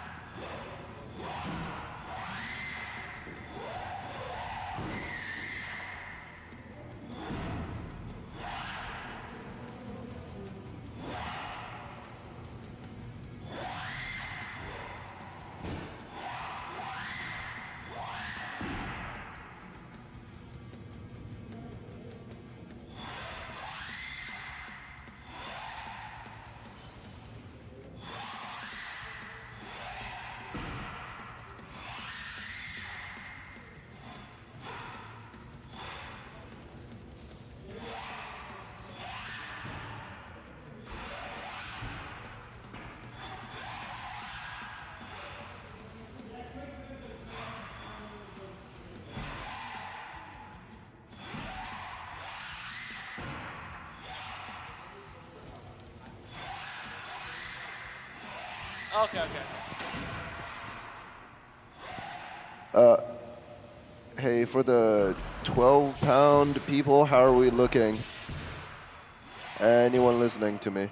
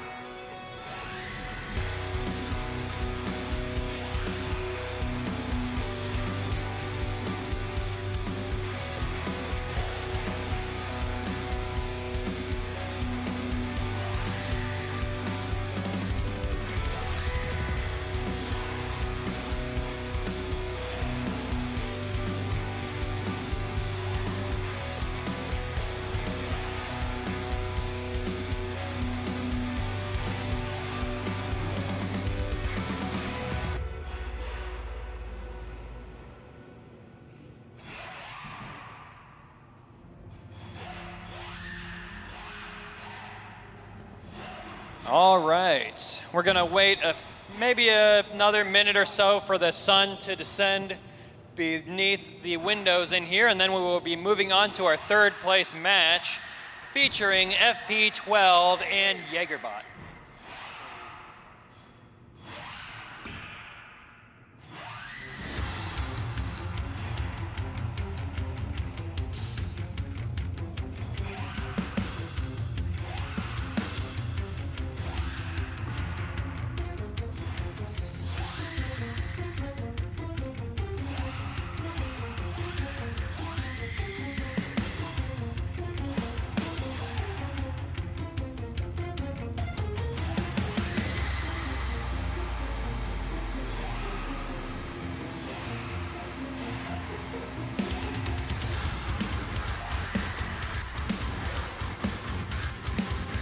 All right, Jaegerbot and FP12, we are ready for you.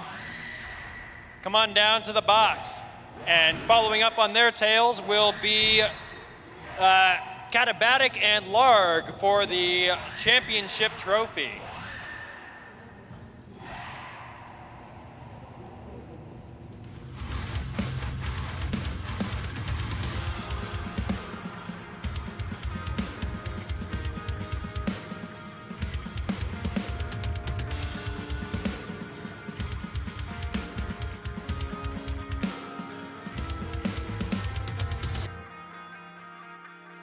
All right, we're missing Jaegerbot. You putting on your top plate back there? Okay, that's like the third time I've used this joke. I know, get new material. Oh, it's putting on the bottom plate. Putting around until...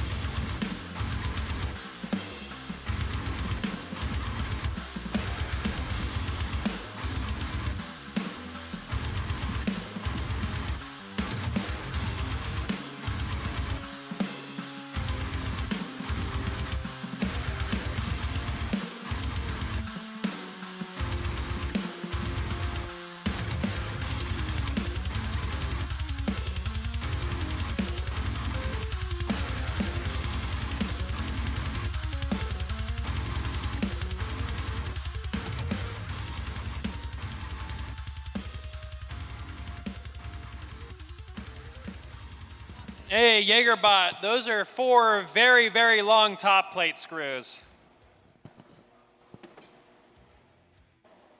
How we doing back there?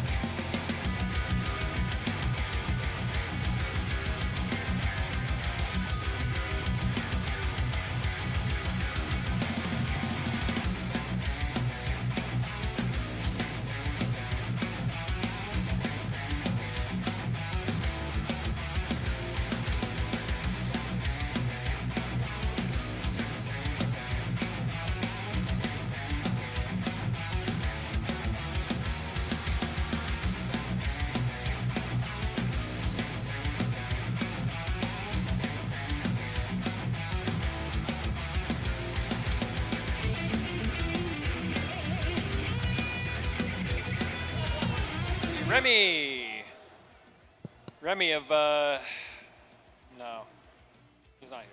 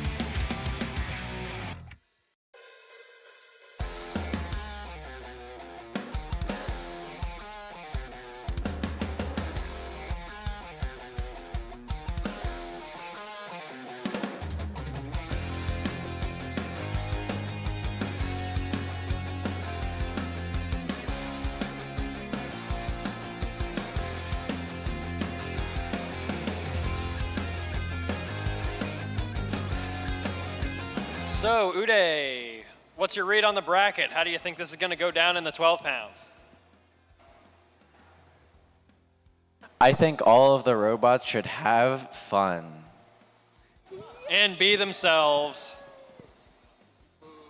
We have any more expert opinions? Aiden, please do not blow up Larg. I beg. Please do, actually. It would be really entertaining. Yeah, I'm seconding for the do because that would be really funny. No, that's 4 in one day. Well, no, by them. Yeah, 3 by the same guy would be wild.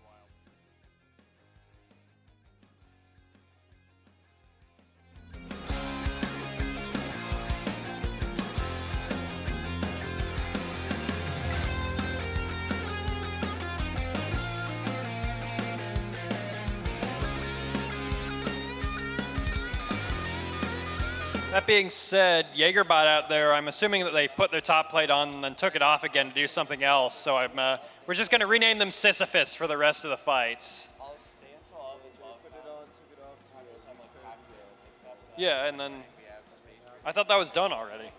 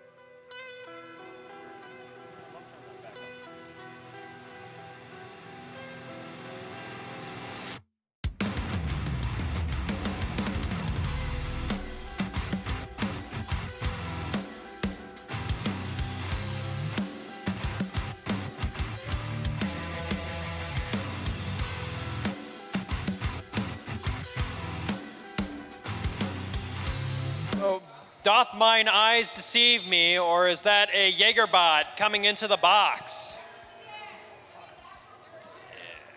Back from the dead, back from the trash can, here to fight for third place.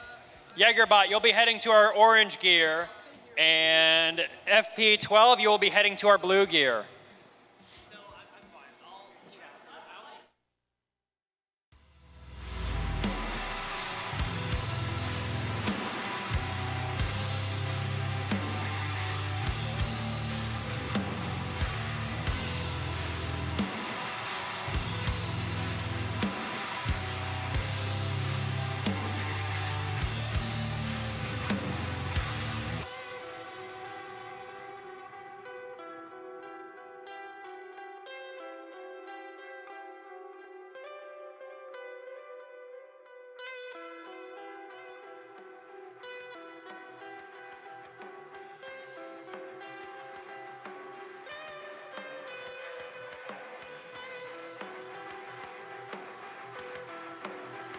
All right, bot fans, who's ready for our third place fight?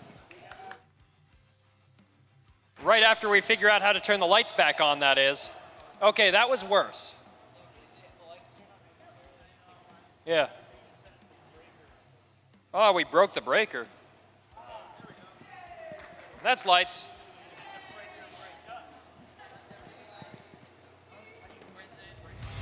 Oh. Nope, that was bad. Undo that.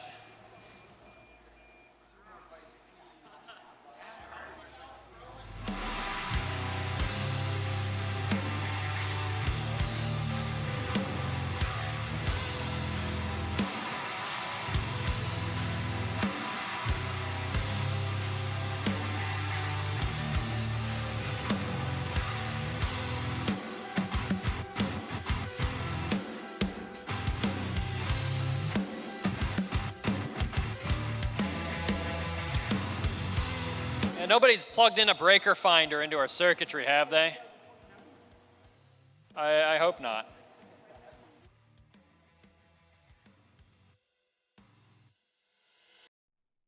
Oh man, we're gonna have a rave fight here. Yeah, just hold your finger on the breaker switch. That is a great idea and will not have any unforeseen consequences. Oh, are we good? Maybe. Reset everything. Well, if it goes, it goes.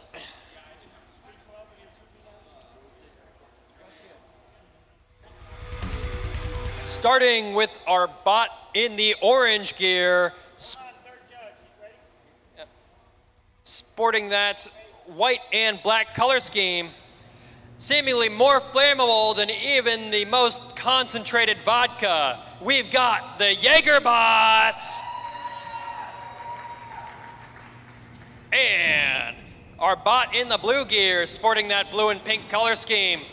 This fairy is going to be super effective against your steel. We've got FP12. Huge shout out to Andrew for that pun. If you didn't like it, blame him.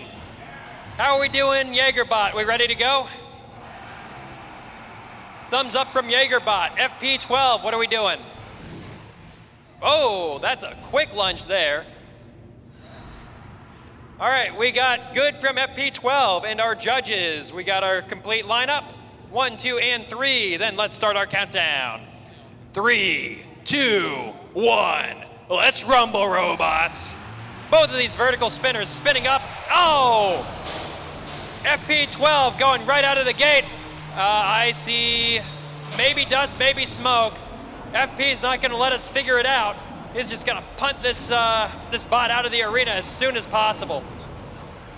Oh, have we lost a belt on FP12?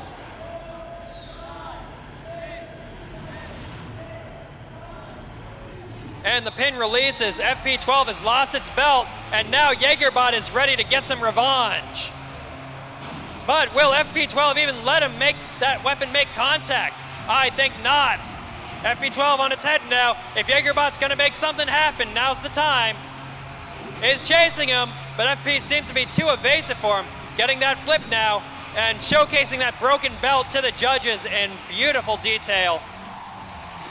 Trying to go for another pin, but Jaegerbot seems to be just a bit too slick for him. And there's the slam into the arena wall. Big control points with the judges on that. Oh, into the floor.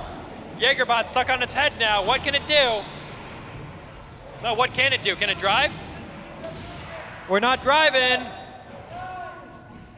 You better do something. Is FP gonna push it? FP's thinking about it. And not. Congratulations to FP12 for winning the 3rd place prize out of our 12-pound bracket.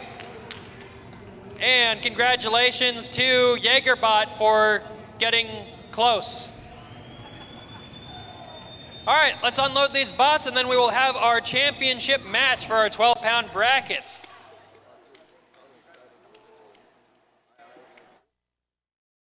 I agree.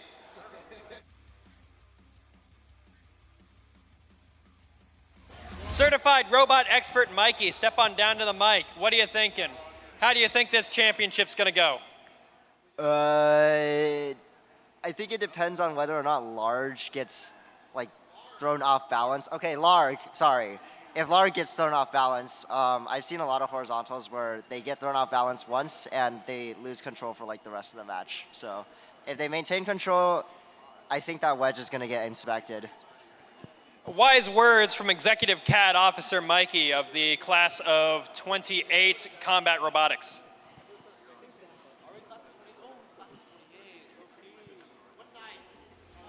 We are going to be seeing Catabatic on the orange and Larg on the blue.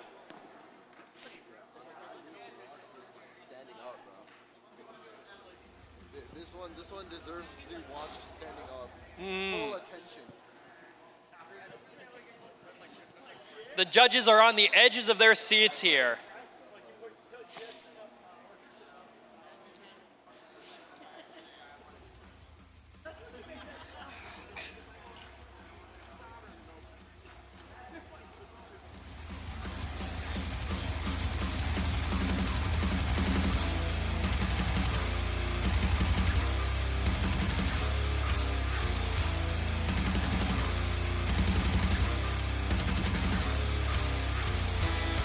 Starting with our bot in the orange gear, sporting that blue and pink color scheme, we've got the one and only, the battery buster, the capacitor crusher, Catabatic! Not to be outdone in the blue gear, sporting that teal color scheme, we have the one and only horizontal horror, Larg! Catabatic, how are we feeling? We got thumbs up from Catabatic. How about Larg? Larg is ready to go. Judges, are we ready? This could end very horribly or very awesomely. Let's get our timer going. Oh, timer? The numbers, Mason. What do they mean? 3, 2, 1. Let's rumble, robots. Larg spinning up, Catabatic trying to interfere with Larg's spin up, keep it from building up that kinetic energy so that it can slam into that top plate. There we go, there's that horizontal spinner, huge amounts of inertia. Sometimes it's the weapon swinging the bot around and not the other way around. And if it gets into one of those sort of phases, then it might have some problems. Catabatic looking like it had a near miss there, but it's spinning that weapon up, waiting for that perfect time to strike. Trying to get a pin, but Larg is so big that it's having issues. Yeah, just hit it from there, Catabatic. I see bits falling off of Larg. Yeah, just spin it up and charge into it. We've got a Mexican standoff here. Catabatic does not want Larg falling on him. He's just gonna wait it out. There we go, a push into the wall there. Trying to jam up that weapon before Larg can spin it up again. Push it into the corner, maybe. Oh, is Larg spinning it all? Yeah, Larg's spinning it all. Catabatic on its head now. Uh-oh. We gotta start a countdown? Is Larg gonna smash him? What's gonna happen? They're counting down on Catabatic. Larg does not want to risk any sort of engagement. Is this really how it ends?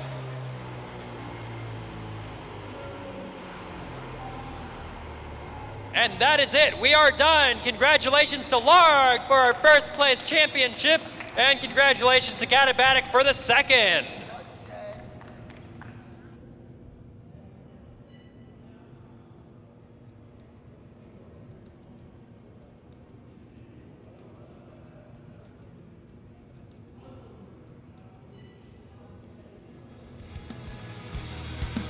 The judges have a request for Larg to quote unquote do that again.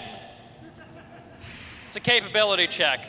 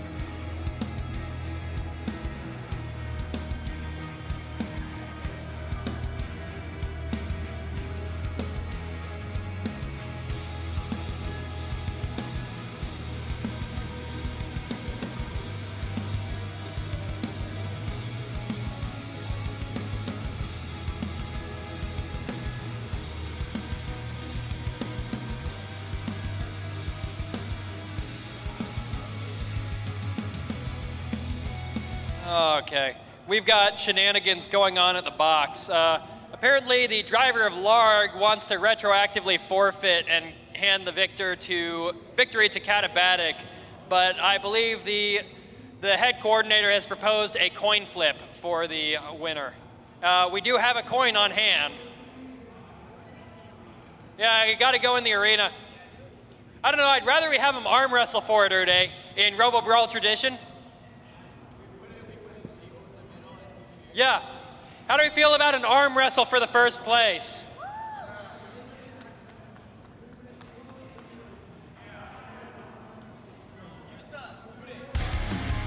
It's Robobrawl tradition after all. They're arm wrestling for first place. I think that's what's going on. Where's our table? Get a table in here.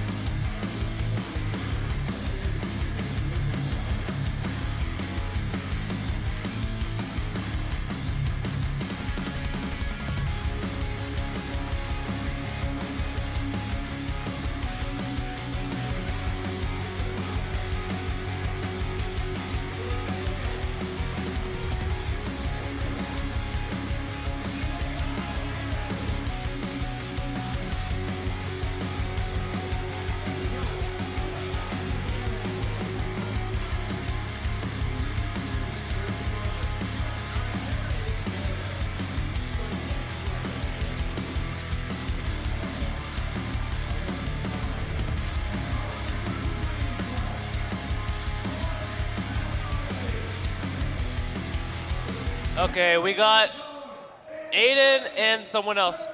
One. Let's go. Let's rumble humans. Oh. We got Larg trying to win, but can Aiden put up the fight? Oh, almost. Oh. It's no longer arm wrestling, it's full-on wrestling at this point. Ah! And with a massive show of force, Aiden wins and Catabatic wins the 12-pound tournament at Robobrawl 2026.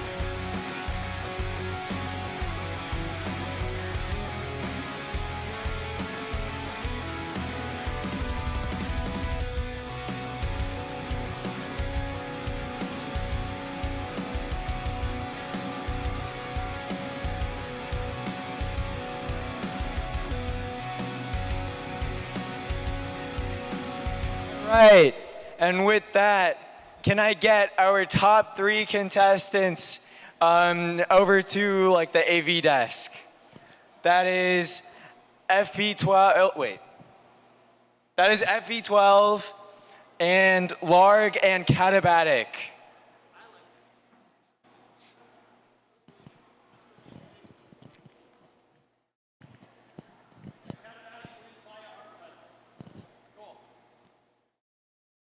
So, in 3rd place, we have the one and only dual spinner, FE12. The trophies are like comically tiny actually, but they look really nice if you look at them up close. In 2nd place, we have Larg. And in 1st place, with the most incredible arm wrestling I've ever seen, we have Aiden and Catabatic. Hold that high. All right. Thank you, everyone, for watching Robobrawl Day 1. We will be back tomorrow at 9 a.m. Central Time with a continuation of our 30-pound bracket, as well as 3 pounds in a completely brand new format, 2v2. So stay tuned.